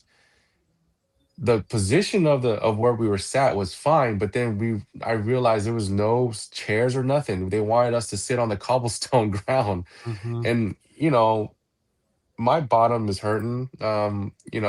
Just my glutes are sore, and I have a tired kid, and Hmm. my son fell asleep through the whole show anyways. So it's like why we're sitting on the ground watching the show. And don't get me wrong, when the ship came by with all the action and in the the scenes happening, it was great because it was a good position. But to sit on the cobblestones, floor ground and watching it, that it definitely uncomfortable. I almost Um, feel like that with the nighttime with Phantasmic. I feel like it's yeah, kind of like a double-edged sword where I love when Disneyland's Phantasmic brings the land to life. Like during the day, you're passing by Tom Sawyer Island, then all of a sudden they turn this simple little island into a big production. I agreed. think is very interesting. Um, but at the same time, now I remember when they used to have us sit on the ground, as what you were mentioning, Jason. Yeah. Now what they do is everyone has to stand. Now, if you do the paid Wow. Phantasmic dining package, that allows you to go closer where you sit. So it's That's what almost I did. like, Yeah. and that's what you got. Yeah. So Yeah. it's Yeah. like you're paying for a premium dining to sit on the ground. Like, Yeah. yeah, I'm like, I don't Yeah. get it. So I do agree with you both. I'm sorry. I love Disneyland's creativity of what they have to do with Phantasmic. I miss Yeah. the dragon. I hope they bring the dragon back. Yeah. But Yes. to walk into that amphitheater and get all hyped up, and they have Disney Oh music man. playing with the mountain, and Oh you're man. able to sit down, chill, Yeah. have a beer, have a snack. You can, I'm with you guys on that one for sure. For me, the It's other one would be the World of Color too at DCA. Um, and I had the opportunity to watch it when they first announced it, like before they started making the changes, the original like show, Oh and that really blew my mind. yeah, My mouth was open because they were showing a lot of the projections from the older movies from good old days, and it I literally teared up watching that because it brought my childhood out, and that would that would be a close second for me. Yeah. yeah, I agree with you. The original, as you said, the original World of Color, Yeah. definitely. Yeah. Yeah. Right. Well, I'm gonna have to go away on a limb here. I would say that despite everything happening in Walt Disney World's Phantasmic, I would pretty much prefer our version of Phantasmic, because it's just the original, and that's basically all I can say.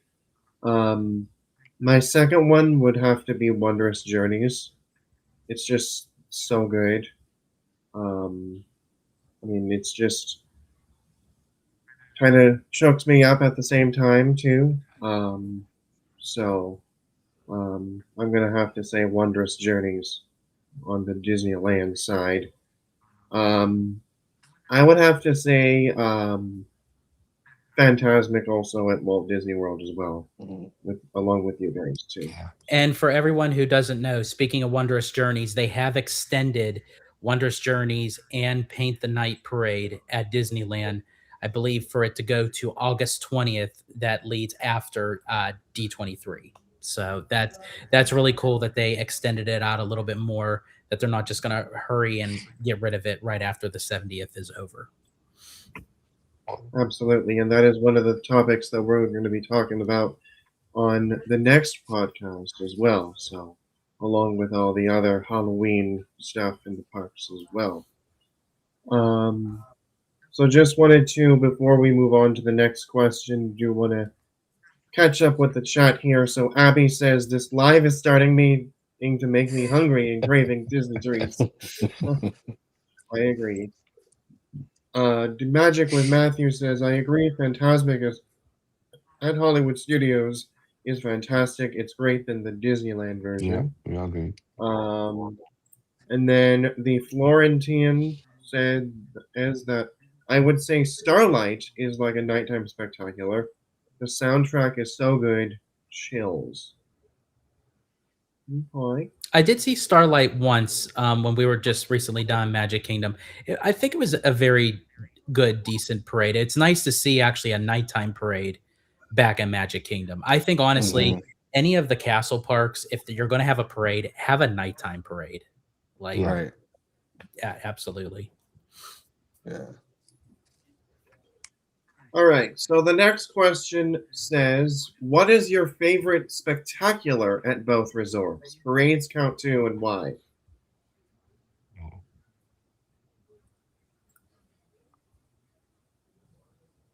Favorite spectacular?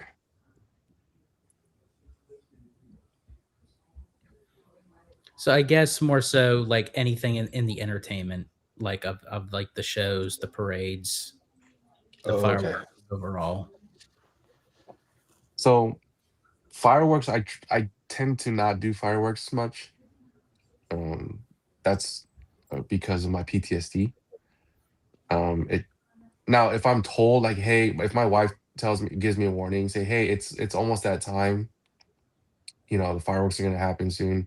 I'm okay with it. But there's a couple of times when we went on our trip to Disney, and we forgot, and I started hearing the fireworks, and even the test fireworks that they do during the day. That really caught me off guard. So I don't really do fireworks Mm. shows as much. Um,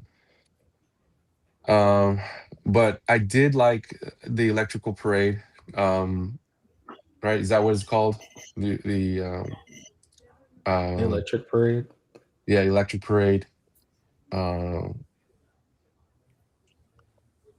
what else is there? Do you guys remember the parade with when Mac comes out from Cars? Paint the night. That's yeah. Paint That's the Night. Yeah, I'm sorry. Yeah, Paint the Night. Yeah, that Paint was the that's night. I yeah, I like that one. But I try not to do any fireworks stuff. Yeah. so you I would. so you would lean more towards Disneyland as Oh, yeah, and I guess if we're talking about parades, it doesn't have to be at night, right? no. Okay, the Magic No. Happens was a pretty good one too. Oh, that yeah. I actually miss. I feel like Magic Happens got the short end of the stick on all They spec. did. Like right when Yeah. it came out, it was like right when 2020 it like, and then Yeah. they had to cancel it. It took a long time for them to bring it back, and Yeah. yeah. Because when we saw it, is when they first had brought it out onto the streets, or onto is the streets, onto into Disneyland, and the song was really catchy, Oh, really really it's a catchy. banger of a song. Yeah, Mhm. and so my son, that was his first trip to Disneyland, my oldest, and so he was really intrigued, and he wanted to listen to the song over and over again, and that's, I think that's why, because it's a core memory for us. Yeah. So the Yeah, I Magic Happens. absolutely love that song. It's a Yeah. great song, but it's really sad for the guests when that you have me watching the parade, this, listening to the Magic Happens soundtrack with this white Italian trying to do the Dougie. It's like, Yeah. oh man, it's not a pretty sight. Yeah. What about you, Darius? I would have to say, for me, like I was saying before, happily ever after. Like every time we watch it, at the end where they start singing the song from Hercules, that's where everything inside of me is like, stop it, stop it, stop it. Don't cry, don't cry. You'll make it through this. And then when Tinkerbell comes flying out of there, yep, that's it. I think that was the first fireworks that I seen or I remember seeing at Magic Kingdom. I forgot what they had playing before that. Because there was a time where they took away Happily Ever After, brought in the new fireworks, and everybody was so up in the arms where they had to bring back Happily Ever After. And so I've been privy to only see that one. And so the first time I went was before I had children, and that's where it was like, man, this is awesome. Like I can't wait to bring my future kids back.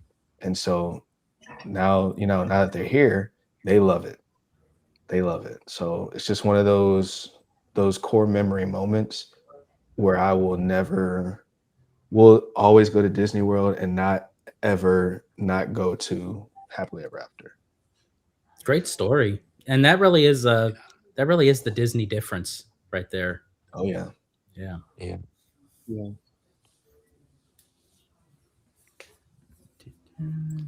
See, where am I? Okay. Which resort has the stronger overall atmosphere? Stronger overall atmosphere. I'm gonna have to say Disney World. It's the power I of the think, Disney bubble. yeah, I think so too. Because the multiple resorts definitely gives off. They all have their individual specials, going on. Exactly. Uh, yeah, where it's.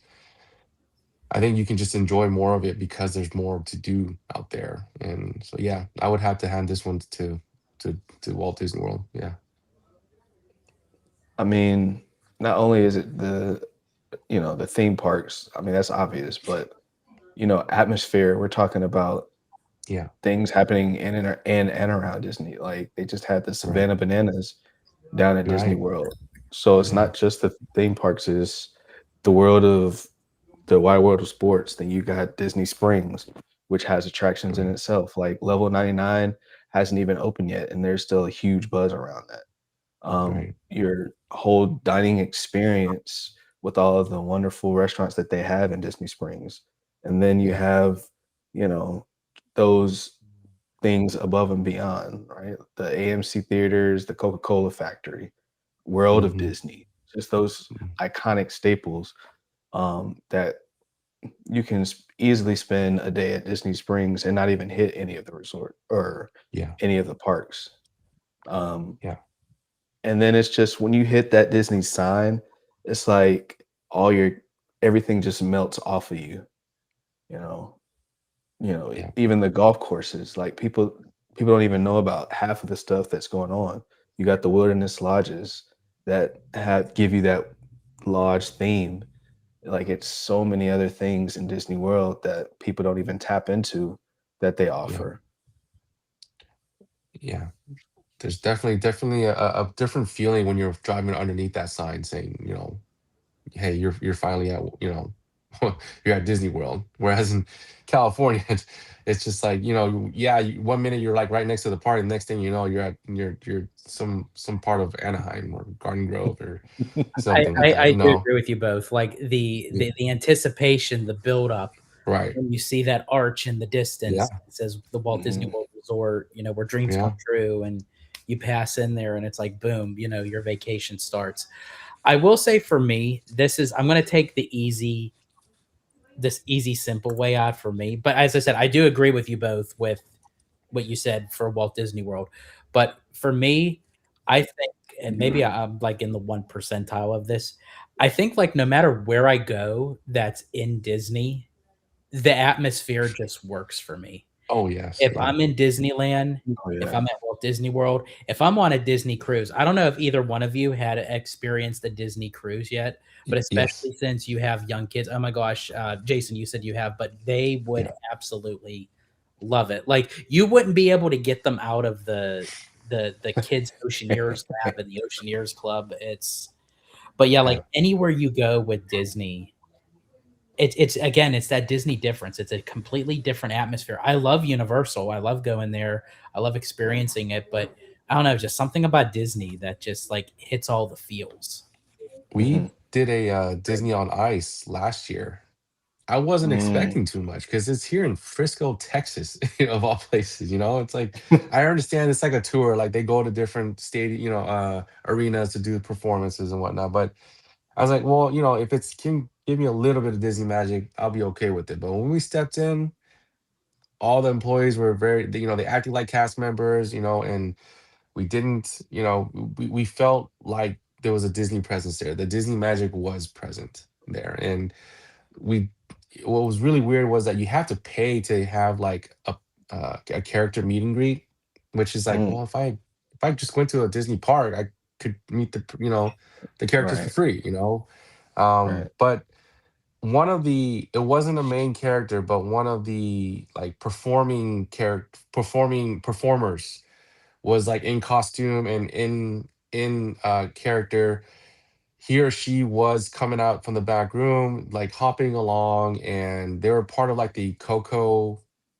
themed Oh yeah. performance, but came over because we had to use the restroom. My son had to use the restroom, came over and just interacted with my son. Like, yes, wasn't a main character of the performance, just a side performer, but he or she just made that experience as if like we were at the Disney park, you know. And so, That's yeah, even awesome. something simple like a Disney on Ice, it definitely feels Disney. It really felt great. Yeah, That's awesome. yeah, Absolutely. Same here. I mean, when I stream at Disney, I get that atmosphere quite a yeah, bunch. I mean, despite, hey, crowds are here and it's summertime, especially right here, or during the season, um, I pretty much get that. It's just whenever you step through those gates, I mean, when you get off of Harbor or get off the tram or the bus, you're like in that zone. Hmm. It's like you leave the outside world behind yeah. and you forget your troubles, basically. Hmm. So, Right. um, let's see. So, before we move on, I just wanted to uh, really quickly catch up with the chat here. Magic with Matthew says, because I would say the Christmas parade at Magic Kingdom, uh, it has the best version than Starlight and Boo to You parade. Just my opinion. Mm. And then Riff Raff, welcome in. He says, good morning, guys. Getting ready for work. Welcome in, Jerry. And then Lisa Chandler video says, do you guys have favorite parade songs stuck inside your head? Been having the same issue from watching. All day, every Yep. day. Yeah. All the Yep. time. Yeah. And then the Riffs Up said, haha, I saw Disney on Ice in '92, and it was all Aladdin. It was Oh amazing. wow. Man, that's a while ago. Yeah. I didn't know Disney on Ice was what's going on back then. Oh Yeah, yeah, I remember. I'd man. never missed a Disney on Ice. I actually remembered. I went to Aladdin. I did Uh-huh. Beauty and the Beast, Hercules. It was at the time when they were just focusing on one movie. Yeah. Like they Just did the whole yeah. show. Yeah, Gotcha. and now they kind of do like different sequences of the movies. Right. But oh my gosh, like I think my very first Disney on Ice was Beauty and the Beast Gotcha. Mm. back in 19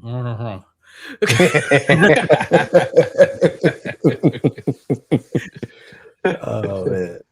Mm. Alrighty. So, moving on to the next question says, if Walt Disney himself visited both Disneyland Resort and the Walt Disney World resorts today, which one do you think he'd spend the most time in? The OG. And I say that even though we know that he didn't see the one in Florida, but you know, he said he wanted a place that felt like home. And I've like we were talking about, there hasn't been too much crazy changes to to the OG part.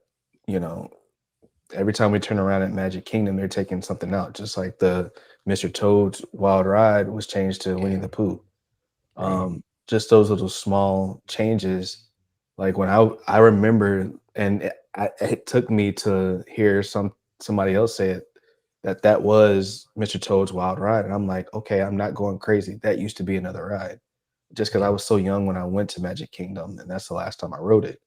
But you know, as we all know, it's something about going somewhere where it's familiar. and that's what's familiar to him. So that's my personal take on it. Plus, you know, it that's what boosted everything. Like that's the blueprint. So why would you not go back to it? Yeah, I agree. I mean, and Walt had his own apartment at Disneyland. And you can, Yeah. I still want to take that tour. I still really want to see it, but I have done it. It is surreal when you step foot yeah, into that apartment and you yeah, stand over by that window with the burning lamp. yeah. Mm, It's like a whole nother kind of ball game. I bet. I bet. mm, I really want to do that tour one day. But yeah, I mean, he's got his own apartment there.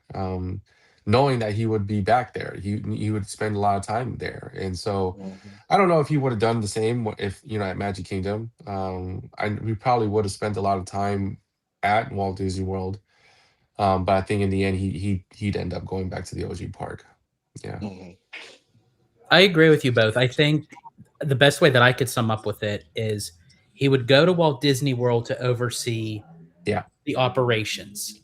I Yeah. mhm, think when it comes to as Darius, as you eloquently put, like a place to call home, mhm, he would be in his apartment looking out into Main Street on at right. Disneyland. And yet, and Jason, I highly recommend anyone who has not done the tour, definitely do the walk in Walt's footsteps tour at Disneyland, where you have that grandiose finale up at the apartment. Or if you're also a D23 member, um, they have events where you can take a tour up at the Burbank studio, and they Mm. take you into Okay. his apartment. And again, Um, it's another one of those moments where you actually see Walt Disney's desk. yeah. And then you turn to your right, and there's the piano that Richard Sherman would play "Feed the Birds" for him. And Ah, it's wow. and every single time that we've gone in there, because there's like a small group of us, we're whispering like we're in a church. And you don't have to, Wow. but Yeah. it gives you like that this is like a sanctum kind of feeling. Yeah. And yeah, I highly recommend anyone that can get a tour in Burbank, definitely do so if you're a D23 member, or definitely do the walk in Walt's footsteps tour at Disneyland. It is so worth it. Okay. All right. Noted. Now I gotta beg my wife. Yep. All right. Before we move on to the next question, catching up with the chat, we have Disney with or Magic with Matthew. Excuse me. I remember seeing Disney on Ice in 2011. It was great, and it was called the Disney on Ice: The Wonderful World. It was great Mm, when they came to Miami. Miami. Yeah. Yeah, I remember that. Disney, The Wonderful World on Ice. I remember that. Wow, that's And then Lisa Chandler Video says, uh, I think he'd be in shock and need to be just to see the evolution of what was built. First in California, then Florida later, depending on how long he had in his thought experiment. And then the Riff Raff says, "Did you ever get to experience the Adventures Club? I know you young ones have not." No, I I have would love not. to have seen the Adventures Club. Yeah. Yeah. It existed at the time when I was there, but I was too young to even know like really what that was. But yeah. That just says a lot. It just says there's so much to do in Disney that I that's what I feel like I'm gonna miss out. There's gonna be something I'm gonna miss out for sure yep. because especially at Walt FOMO. Disney World, there's so much to do that I know I don't have the opportunity to go and travel as often as many of these content creators can, and that's why I feel like I'm definitely gonna miss out a lot. Um, Yeah. but yeah, And any opportunity you can, I recommend right, like go for it for sure. yeah, So for worth it. sure, yeah, yeah. All right, so the next question, kind of a lengthy one. Let's see. Out of the 8 lands in Disneyland, Main Street, Tomorrowland, Galaxy's Edge, New Orleans Square, Bayou Country, Frontierland, Adventureland, or Toontown, or the 8 lands in DCA, Buena Vista Street, Pixar Pier, Paradise Gardens Park, San Francisco Square, Cars Land, Hollywood Land, or Avengers Campus, which one is your favorite? Which one would you replace with something else or remove entirely? Ooh, that's a good one. That's a good question. Um, Darius, you want to go first? I was gonna ask if I can sit this one out. Those all are foreign lands. So Okay. Well, I mean, Magic Kingdom you could do, right? Magic Kingdom, yeah. I know those lands pretty well. Yeah, Yeah. that's fine. Yeah, just do the same thing, but do Magic Kingdom. So if we had to, which one is the favorite? And Which then yeah, which one's your favorite, and then which one would you replace with something else or remove entirely? so my favorite land in Magic Kingdom would have to be Tomorrowland. Um, just because that whole area, for some reason, we always seem to like pass over that pretty quickly, and we never get a chance to like sit and kind of take it all in. Yeah. Now, if there was an attraction that could be replaced, just I want to piggyback off what y'all were saying. The whole Storybook Circus, that could be very well be some type of ride. Um, I think back in the day, that's where Dumbo used to be. Mhm. Right now, Uh, so yeah, with story where they have Dumbo now, that's where Dumbo resides now. They do like what they call like the double Dumbo. They added like mhm. more capacity. So they Okay, had like the original Dumbo in Fantasyland, then they moved him over to Storybook. okay, that's what it was. Okay, so I- it's hard to say exactly what I would replace, but it would either be um yeah, the Storybook Circus, Mhm. um and I would replace the Tron ride with the longer ride that they have in Hong Kong, or was it Tokyo,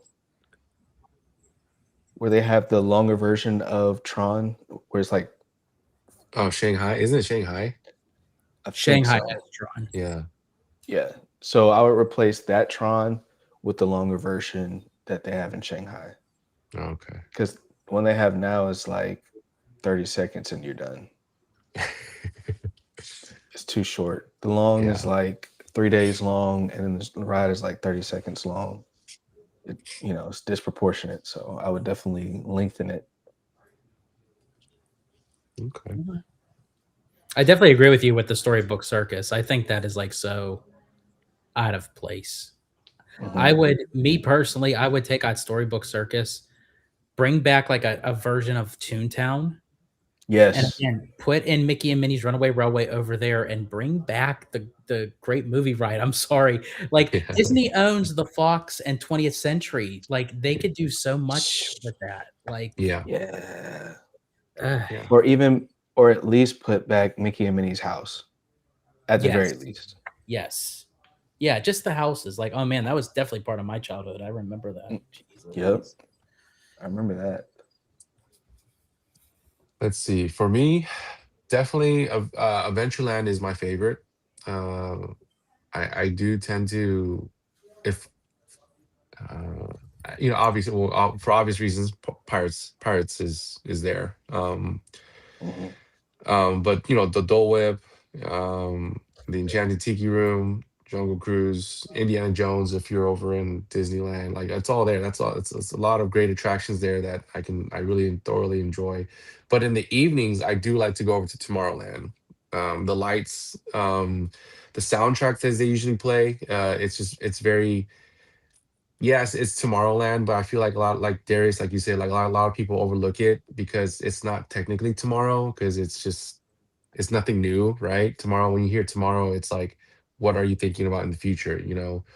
But in the evening, it's just different. You see the lights, and you just grab a churro and just sit and just kind of people watch, and not in a creepy Yep. way, but you just kind of see people kind of rushing to the last minute rides, or somebody else is also just chilling out there with you, or you see kids passed out in the strollers because it's night. The lights, Exactly.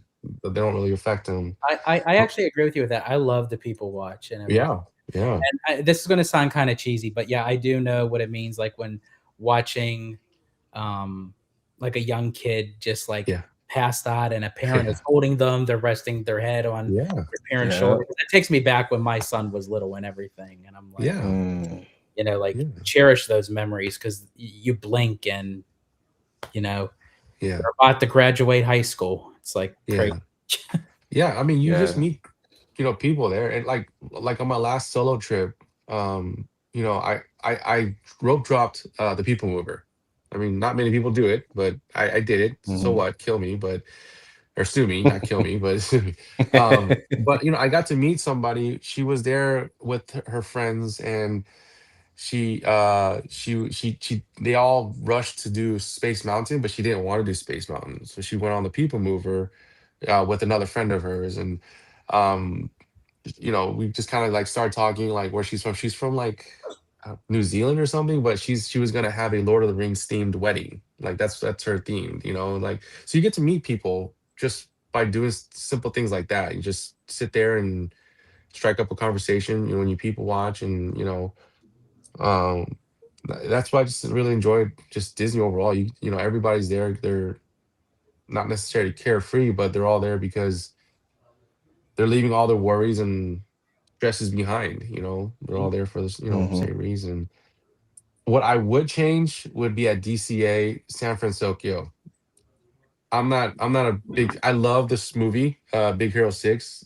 I was my reserve unit for a little while. It was in Central California, or in San Francisco, the Bay Area, kind of, and I'm familiar with San Francisco. I'm familiar with Tokyo. I grew up in Japan, but I just miss the old here. I just miss that old area. The, Pacific Wharf. Yeah, Pacific Wharf. I just missed it. I miss going into that sourdough factory, getting samples, and then going right across to go to the tortilla factory and getting free samples of tortilla there. You know, um, I don't know. I thought it was a lot more peaceful when I went there recently. It just seemed very Oh chaotic. yeah, you add in an IP of Big Hero 6 right in there. That place Yeah. became gangbusters. Like there's Oh like my goodness. it is Yeah. crazy, and it's funny. Like that's all they did was add the theme. Yeah. They have the meet and greet of Baymax. Yeah.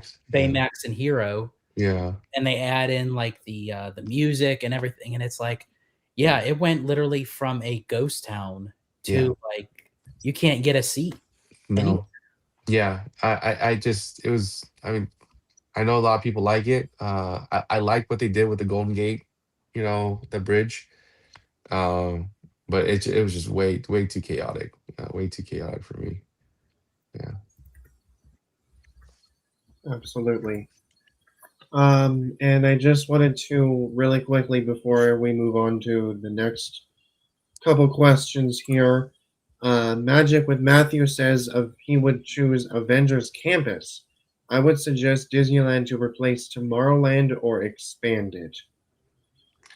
I feel like that's what they And might do because then of weren't they going to do something like that with Fantastic Four launch or premiered? Like they were going to turn that area into their meet and greet area, and like I thought there was going to be like more expansion for Marvel They stuff in that.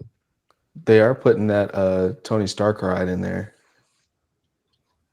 Yeah, they No, are. I mean, but he's talking about Tomorrowland, right? He's talking about like expanding Tomorrowland or Yeah, I adding. think because they did like a Oh, test okay. run with the Fantastic Four when the Uh-huh. movie first came out, and I think Disney was anticipating the movie to do much Okay. better than it did. I Yeah. actually enjoyed the movie. I Yeah, me really too. enjoyed Yeah. it. I I actually enjoyed it enjoyed too.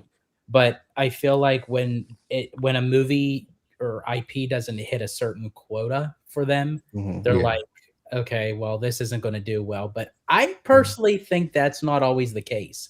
I Yeah. think you can take an old retired IP and bring it back in a new way. And if Yeah. you do it really well, it could be very popular just as Sure. Frozen or Beauty and the Beast, Yeah. I'm Powerline. still waiting for like the Power line. Renaissance era to get like something. We need some like TLC with them. Yeah. And then we have Carlo Guadaramara. Sorry if I'm butchering your name right. He says hello there. Welcome in. Let's see. The Flentorian says, like Drew, I shall make way as its East Coast tone in Wow. my neck. Fun show. Love the questions and responses. Have a great Have night, a good night. Flentorian. Yeah. Have a good night. Catch you See on you, next. Florentin. And we got Tony O Tower. Welcome in. Oh, Good to see I know you. Tony. Hi, Tony. Tony. Tony. Looks like he finished his live stream earlier, so Nice. hope it went well. Let's see. And that's basically it for chat here.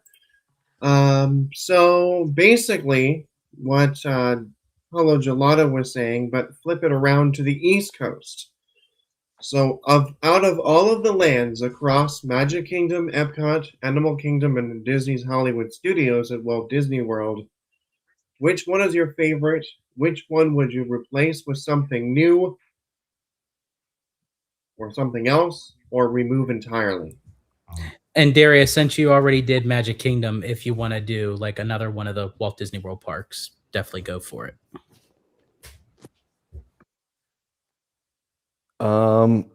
What I would replace this I'm probably gonna get some flack off of this, but this is a hill I'm willing to die on. So Rock and Roller Coaster, right? I haven't been on I previewed, some POVs. I, read some reviews. I heard it was, great. Everybody's getting the Muppets back.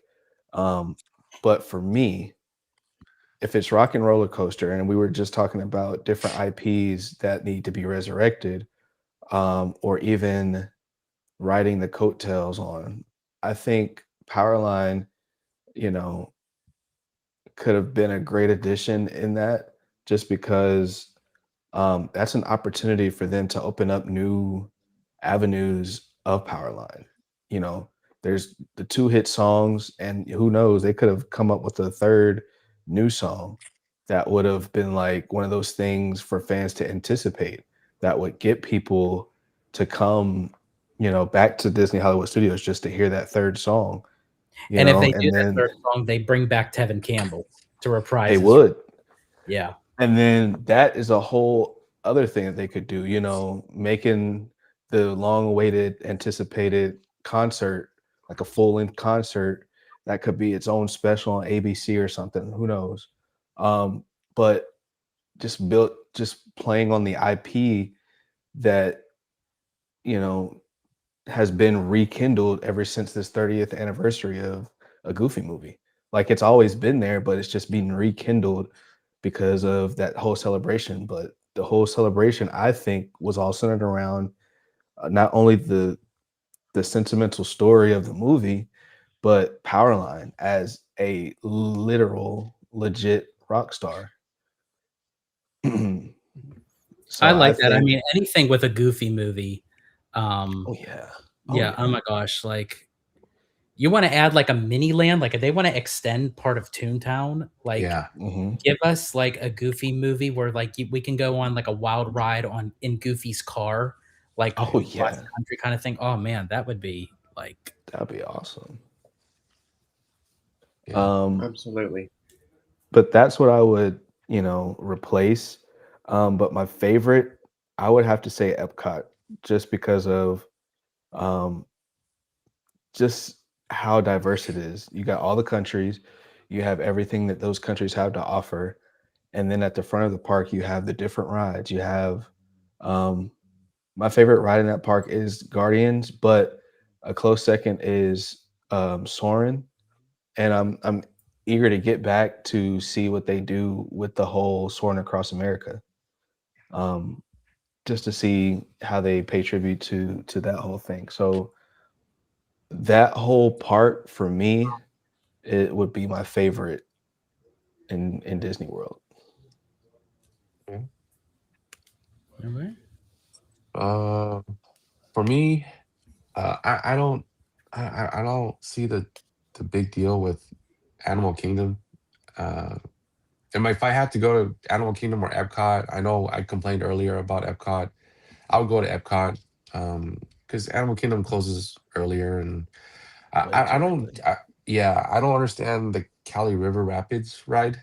Um, I mean, it's the same thing over at DCA, the Grizzly one. I actually like Grizzly better. You do? Yeah, Yeah. yeah. I don't like those type of boat rides or the water rides. I'm more of a flume like Splash Mountain or Tiana's Bayou Adventure. Like that's fine. I like it.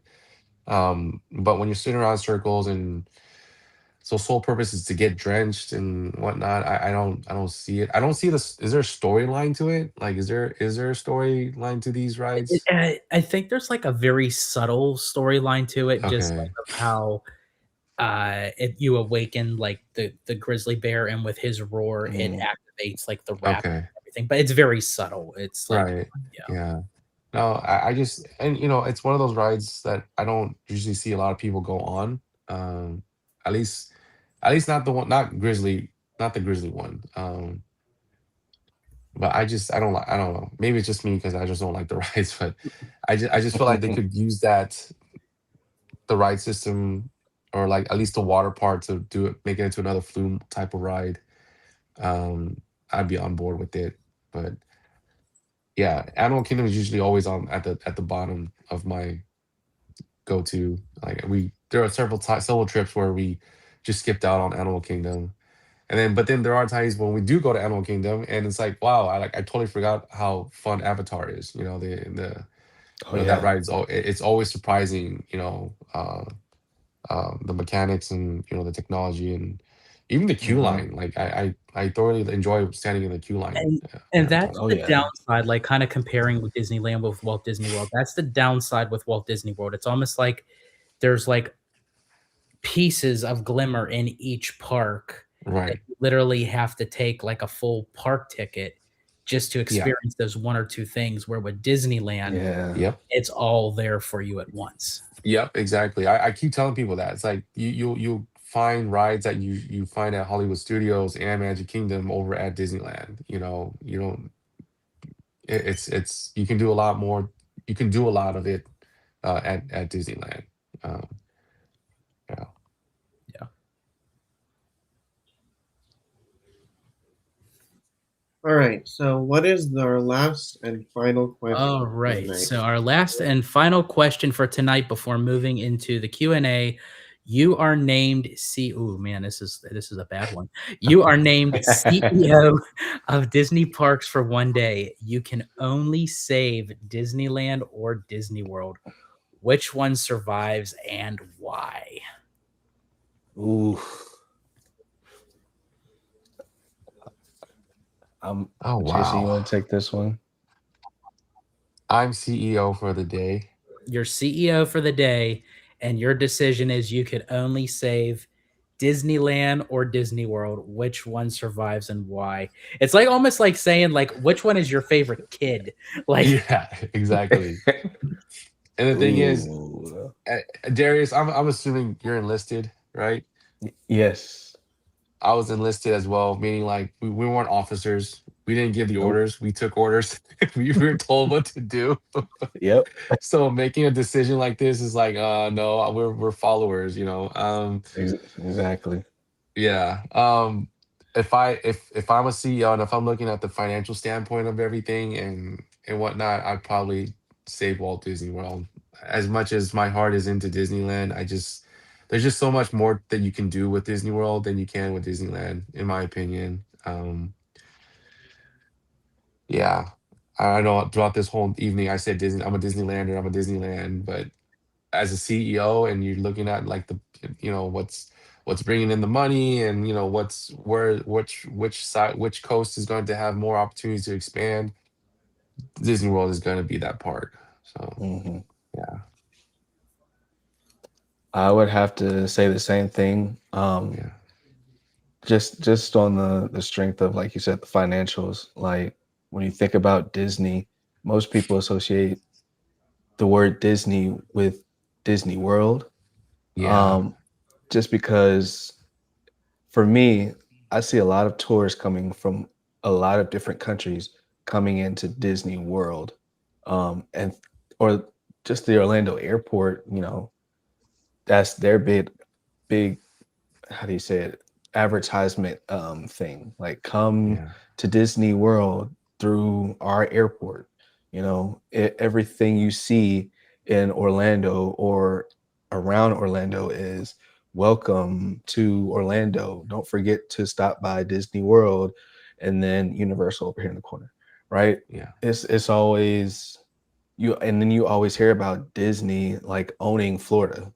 Like, Disney is, Central Florida. Like, you go there for whatever you're doing, and then you stop by Disney. Yeah.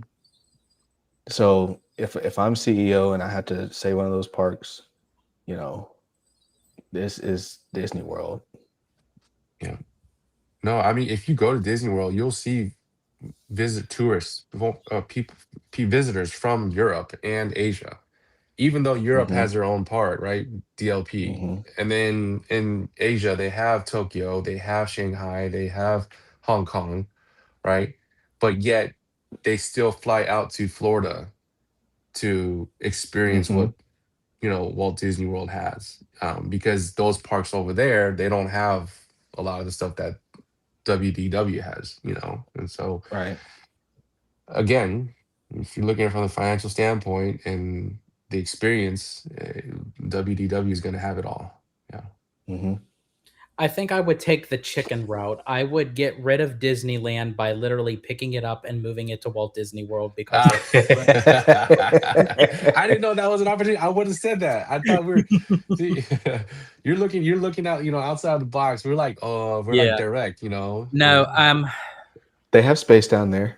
yeah, I think that's the reason. They have the space. You could fit it in there and still have them some. But I mean, if I literally had no choice, it's one or the other. Oh, I don't know. Because Disneyland is the classic original park, and I live out here. I'm like a hop, skip, and a jump away. It is, yeah. But how could I then say get rid of Walt Disney World? Like, right. I don't like that question. I don't like it. Who made did you make these questions? That's why I chose it for the end. Right. Who formulated this question? Right. App did. Okay. I think for the potential of growth in size, I'll say Walt Disney World, because I feel like they could have a lot more where Disneyland, they had to create Disneyland Forward to just try to even get rezoning and everything. But I still love Disneyland. I still, but like, I guess if I had to pick and choose Disney World, I know Abby's probably looking at me like to say like, I can't stand the Florida heat. So like, yeah. If you can make it there, you can make it anywhere. Yeah, that is true. That's true. Yeah. All right, App, what's your answer? Ooh. Well. Yeah, that's right. Don't think you're going to get out of this. You wrote it. I know. I know. Oh gosh. No one's safe. No. I know everybody's gonna hate me for saying this, but I would say, get rid of Disneyland. I mean, Walt Disney World is like bigger and in size, and I mean, you can fit like 2 more parks inside that big area. So. I just realized how horrible that would be of me to say get rid of Walt Disney World and look at my backdrop. Yeah.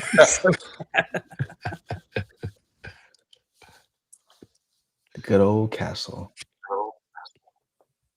Well, first of all, going to pretty much my home park, basically, too. So,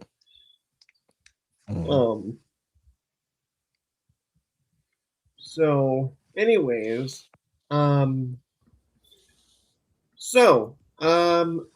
think we should have one couple questions. Don't have as much time for a whole bunch of questions, but now it's part of the stream where we turn it over to you guys, the chat. It's time for some Q&A. So we want to hear from you. Whether you're Team Disneyland, Disney World, or still undecided, anything you want to say to our guests, or even just theme parks in general, feel free. Feel free to drop them in the chat.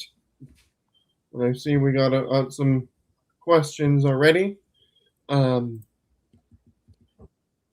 off the subject of Disneyland or Disney World, who is your favorite YouTuber, not including you four, and who is your least favorite? Riffraff. That's a shame too, because being that you were specific, I was going to choose myself. But that's a good question. I don't know. It just can be any, right? It doesn't have to be Disney related. It doesn't have to be. Does it have to be Disney related? Because I'm not on YouTube a bunch either, though. You guys know SoCal Dad? Yes. Yeah. So I was in one of his YouTube videos in the background. Oh, nice. It was just a coincidence that he was in Aulani in Hawaii, and we were there last year too. We were both on at the resort, and I saw him. I saw him. I wanted to say hello, but he was too busy recording. But on one of his selfie recordings of a video clip, you can see me in the background. Cool. Yeah. So I mean, he's the guy that I frequently watch every now and then. But you guys know Outdoor Boys? I don't know if you guys heard of them. They don't do videos anymore. He stopped, but he does like this extreme, like he lives in Alaska, so he does like survival stuff and like the blizzard and stuff like that. And nice. I watch him. And least favorite, I've only been keeping up with him in the news, but just about the stuff that he's done. Johnny Somali. I don't know if you guys have been keeping up with his stuff. He's been doing some very rude stuff out in Korea and in Japan. He actually got sentenced in Korea, the Korean judicial system. He's going to be serving some time in the Korean prison. But I'm not a YouTuber. I don't plan on to be. I just did this because I'm doing Instagram just because I just had the Disney blues. It just sucks being out here in Texas, not being able to be around. We do have a Disney outlet store. We do here in the Dallas Fort Worth area. But I did it. I just I just feel like when you have an opportunity to spread love and joy, that's what you should do. And so I commend you, App and George, for what you guys do. If you get on being on YouTube, just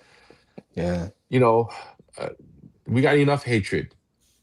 We got enough of all the negativity out there. We need joy. We need happiness. We need more of that. We need to show love for one another. A lot of people have this negative thought connotation about if you're in the military, you serve one side of the political side. And said that's not the case. We joined the military for different reasons, and in the end, like for me, the one thing I got out is to show one another, no matter what your background is, where you came from, you show love, you show respect for one another. And that's a shame too. Like that would be like the first question that pops up in someone's head. That if you're in the military, like where you reside politically. I think I take you guys as you're standing up for your country. You're protecting all of us. You're keeping all of us safe. I think that's very honorable, very commendable.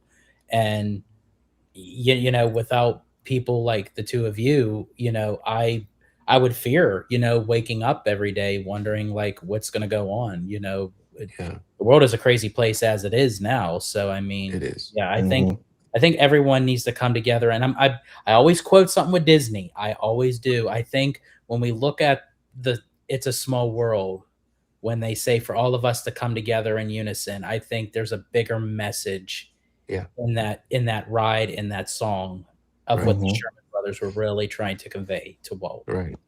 Yeah. Mhm. So I'm sorry we Absolutely. went off track, but yeah, I just felt like, if you are a YouTuber, if you are a content creator, social media, specialist, use it to share love, Absolutely. use it to show respect for one another, and enough of this hatred. We got too I much of think that. I agree with you. Like, I don't know like Yeah. anyone in particular, but I would just say like any YouTuber, influencer, content creator that's out there using their platform for negativity, for hatred, for Yeah. whatever it is. Like, yeah, I'm definitely not all for that. We need more compassion. We need more love. We need coming together. As you said, having fun, all that stuff. Yeah. And that's what you can get with Disney. That's where we all have that in common, where we don't have to think of any of that stuff when we're amongst, people Yeah. at Disney. And that's why I Right. love 23, because it literally is the ultimate fan event where you can meet and talk with all the people that share the common interest. As far as for my favorite YouTuber, unfortunately, he is no longer with us. Is Adam the Woo. Adam the Woo. Yeah. Um, Yeah. Knowing him personally, and Mm. hanging out with him at Disneyland. Actually, I got to hang out with him actually at my hometown in Pittsburgh when we had Picklesburg. Um, it when he was around, it was a different kind of a presence where, as Mm. we were talking about anything, he was non-judgmental. He always lifted you up, whatever. He encouraged Mm. you to whatever your goals and admirations are. And he was just a gentle giant. He was a great human being, and to get to know him and hang out with him was a treat for me, because I was watching him literally live in his van and eat beef Yeah. jerky sticks, and Yeah. like that was him. And it was like, of what he grew and what he wanted to do. I take everything that Adam has always told me, and I put that into Hollow Gelato. So yeah, so a lot Mm. of great YouTubers, but Adam is like top notch for me. Mm. And I think he was also one of the OG great Yes. Disney YouTube For sure. creators out there. Yeah. Yeah, him, Justin Scard, and Tim Tracker were like the trifecta Yeah. of like Mm. kicking it off for all of us. Yeah. Absolutely. Carlo says in a comment, I hope y'all four go to Disney together. I That mean, would be- it could be possible. Yeah. It's not Yeah. impossible. I mean, because Darius, you're gonna you recently got moved out there, right, to the West Coast? Yeah. I'm currently in San Diego right now. Okay, and then App, you're local. George, you're local, right? I mean, Yeah. I'm visiting in August, so. Are you coming out for D23? No, unfortunately, I'm not. It's actually my wife. It's for an early 40th birthday. My wife, my wife has a medical conference there, and Oh. so she said, "Well, why not? Let's make it a big, a big shindig." Like her conference, Is it, if you don't mind me asking, like early, mid, late August? late August. Yeah, Okay. yeah, late August. Nice. Because I'll be Nice. there for my birthday. My birthday is August 23rd. So Oh, really? So yeah. Oh wow. I'll message you later. But yeah, just Yeah. message me that. Yeah. That would be cool. Let's see. So yeah, I'm gonna have to agree with all of y'all. I would say Adam the Woo was, even though I don't necessarily watch his content. I mean, I know him from other creators just like what George mentioned. Justin Scard, Tim Tracker, also Chris Provost. Shout out to those amazing creators or vloggers. Ricky Fresh Baked. So Ordinary Adventures, Um, Magic Journeys. Yeah, like they're all Yep.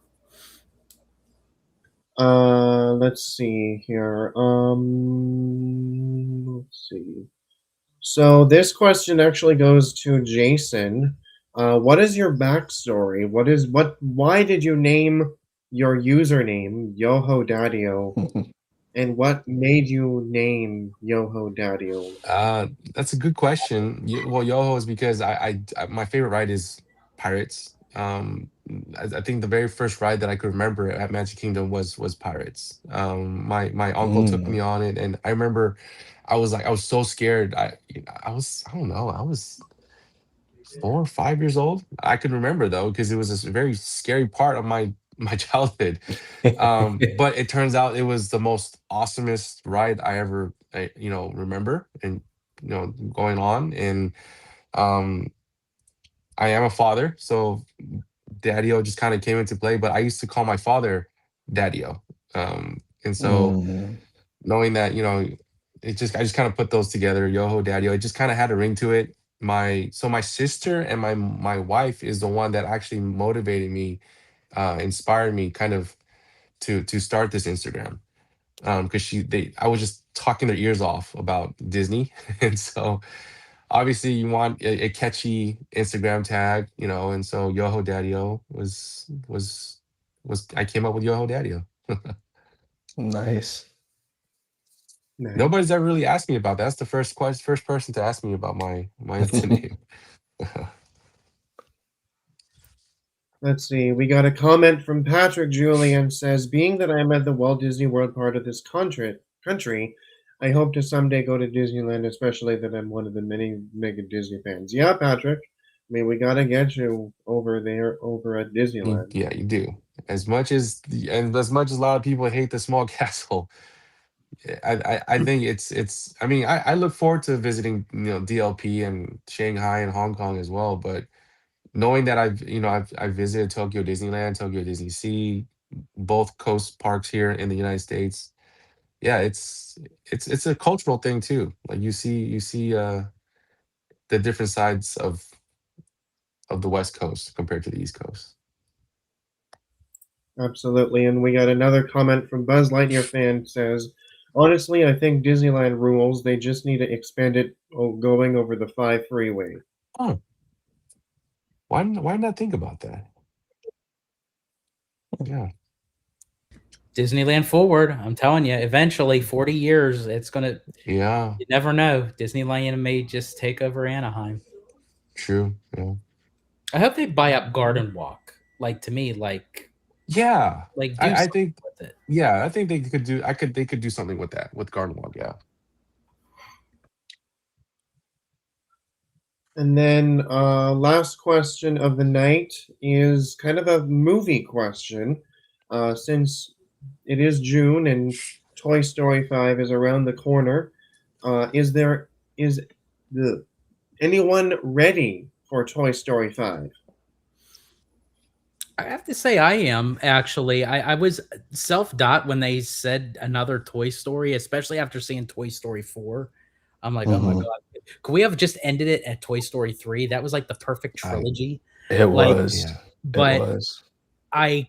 based off of the trailers, I have hope that we can pull a little bit back that we lost from Toy Story 4. Yeah. Especially with Andrew Stanton at helm as director. I mean, the director of Finding Nemo and Wall-E. I mean, come on, like I'm for sure. I mean, he's a seasoned veteran at Pixar.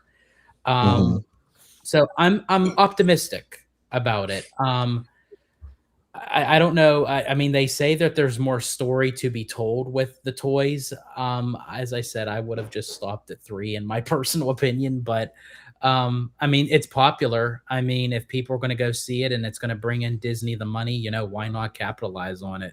And they just recently dropped that Taylor Swift is going to do a song on the movie soundtrack. So, I mean, she's a global mogul, in her own self. So, yeah, I think it's just going to keep on getting bigger.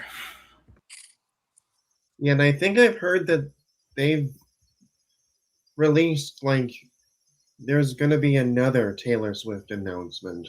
Oh, that's related for Toy Story 5. I wonder if Yes. she did a voice in there somewhere. Oh, Yeah, I could see that. yeah. Yeah. No, I agree. I was very attached to it because when Halo or not Halo, I don't know why I said Halo. I saw your name, Halo. That's Um, not my name. when when Toy Story came out the very first time, the very first one, like my age and Andy's age was alike. Like so, I felt like my line, my like I was able to follow the storyline. Like my life followed Andy's life, you know. And so Mhm. when Toy Story 3 came out, um, you know, he was going off to college. I was like in community college while serving, you know, so it's like it kind of, you know, I You felt grew like up when Andy was like you were in Yeah. that exactly. like that realm. I agree with you. I was in Yeah. that same way. Like Yeah. I remember going to see the first Toy Story in theaters when I was Yeah. years old, and and yeah, I followed along Yeah. with his journey, and the fact Right. that they brought the same voice actor back many years Yeah. ago for Toy Story 3, like that, Yeah. like Yeah. that was surreal. Yeah. No, Yeah. but I'm excited about it because you know my son is, and it's so great to see like the movie that I grew up watching, like he's into it now, and or you know Mhm. he's interested in the sequels and stuff, and so yeah, I'm pretty excited about Toy Story 5. Yeah, I think I'm excited to see how they incorporate that whole technology thing with the kids yeah, nowadays. Yes. right, Um, so how are they going to tie that and make it pull at your heartstrings like they usually do with Toy Story? right, Um, just kind of seeing that evolution, but I do hope they bring it back to the roots because Toy Story 4 was kind of hard to follow for me. yeah, It didn't have that same pull as Toy Story 1 did, where it was just, hey, territorial, which turns into a lifelong friendship. Like I kind of want to see that go with this new movie. And I'm sorry, I just have to do a little bit of a rant with Toy Story 4. Everything that happened with Toy Story 3, Toy Story 4 canceled out. Andy gave up his most cherished, beloved toy to this little girl, wanting her to take care of him and play with him. She throws him to the curb for a plastic spork. Yeah, Like, I'm I like, was like, what in the world? woo. Yeah, that one threw me for a loop. Yeah. Absolutely. So that is going to be about it for Q&A. Once again, would you guys mind telling our viewers where they can find you and any new content to check out? Starting off with Darius. You can find me at Music at the Castle, MUZIC at the Castle on Instagram. Um, Content that I'll be coming out with here pretty shortly will be, um, loosely based off of the music and tying music into Disney. It'll be few and far between as I won't be on Instagram as much coming up here in the near future. So just keep on the lookout. Very nice. And by the way, guys, he is also on TikTok as well. So if you guys are on TikTok side, he is also on that as well. So um, we'll do Yoho Daddio. yeah. You can just find me on Instagram. I don't do any other social media. I had a hacking scare several years ago, and I was off the grid for a while, but this is the only one that I have. If you have any other Yoho.daddios, that's not me. This is the only one. I'm also the co-host of our podcast at the Disney Dadcast with Kyle. You may know him as at Main Street Collective. And actually, Darius, both of us were brand reps for them. Yeah. um, but yeah, you can just find me on Instagram, yoho.daddio. Oh, content. I just surpassed 3,000 followers, so I'll be doing a giveaway soon. So keep an eye out for that. And I Congratulations. thank you. I appreciate you guys all for just supporting, and just this community has been great. It's just very supportive, and I would not have believed I would have made this far. I was just doing it just for fun, but I've made a lot of great friends, including App and George here, and Darius. Well, congratulations on Thank you. 3,000 followers. Cannot wait to see you at 4,000. Oh yeah. Yeah. So, all right. Up next is Hollow Gelato. What do you got planned? Yeah, a lot of great things coming up with the channel. We are very, very close to reaching 70,000 subscribers. We will be approaching that shortly. Very excited about that. A lot of content on the horizon. As I said earlier, Abby and I cover all things in the theme parks with Disney, Universal, Knott's Berry Farm, Disney Cruise Line, even things outside of the theme parks. We do a lot of life vlogs. We cover events around the California area. So definitely like, subscribe, hit that notification bell, because I will be at Disneyland for the 4th of July. I will be covering all the 4th of July festivities, also the change up of Soarin' across America for the 250th anniversary of America. And also too, will be boots on the ground this August for the D23 Ultimate Fan Event. A lot of great content coming out there. I also will be doing Oogie Boogie Bash and Halloween Horror Nights for the Halloween season, and even to infinity and beyond, going into next year, having a planned trip with theme park conductor. It's going to be his very first Disney cruise. I'm going to be so glad to kind of show him around and have his experience that through the lens of cannot talk camera. And we'll also be going down to Walt Disney World, hopefully for the grand opening for Tropical Americas. Ooh. So as I said, this is a great time to be a theme park enthusiast.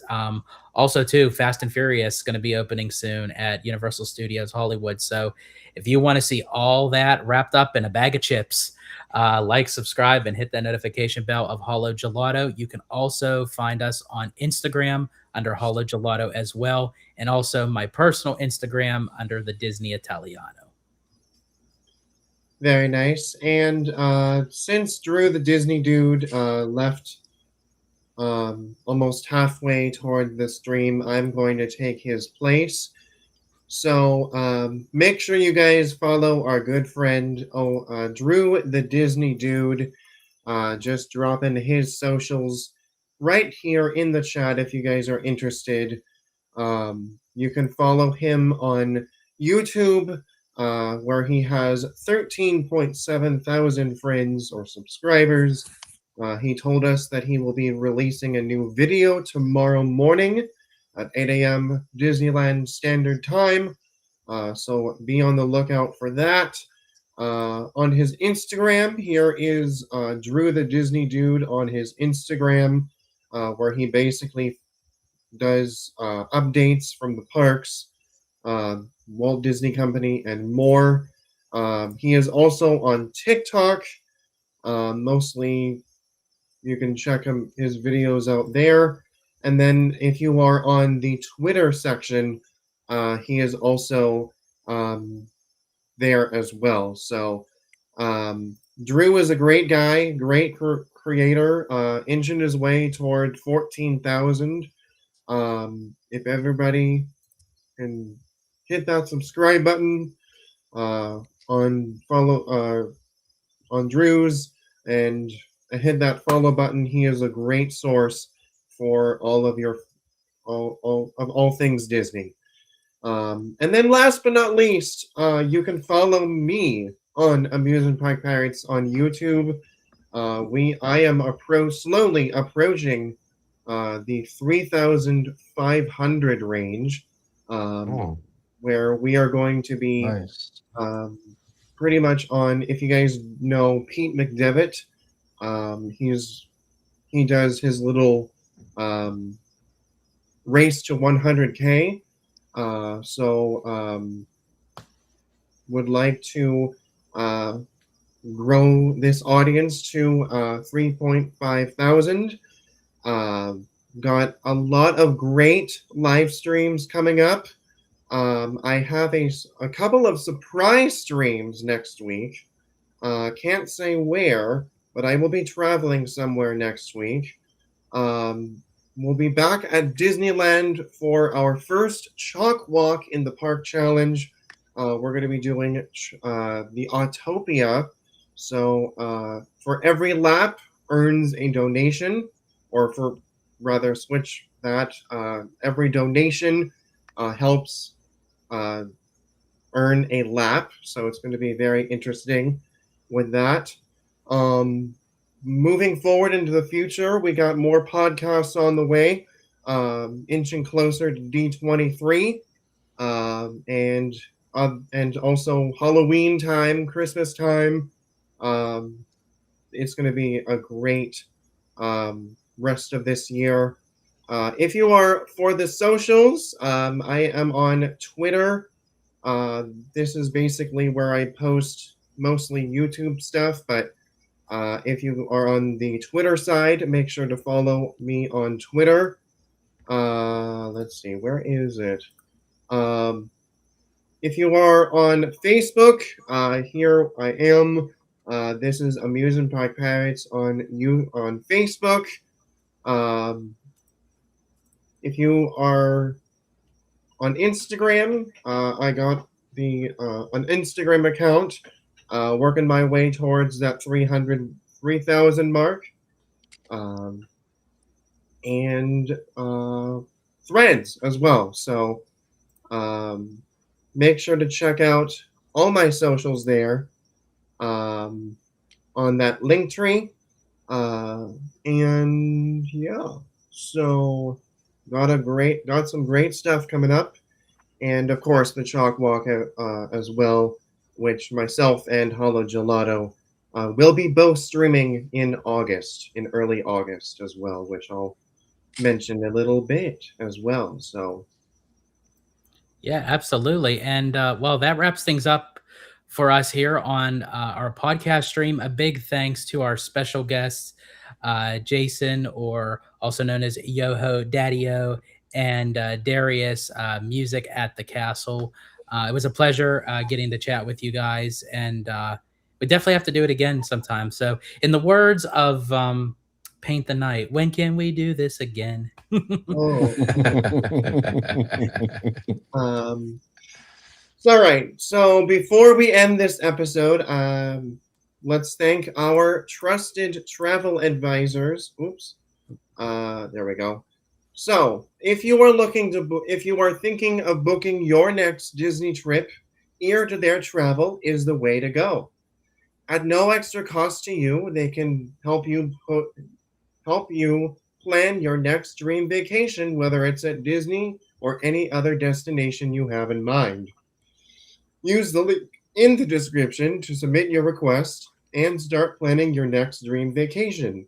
We hope you enjoy your trip. Also, oops, what is going on with?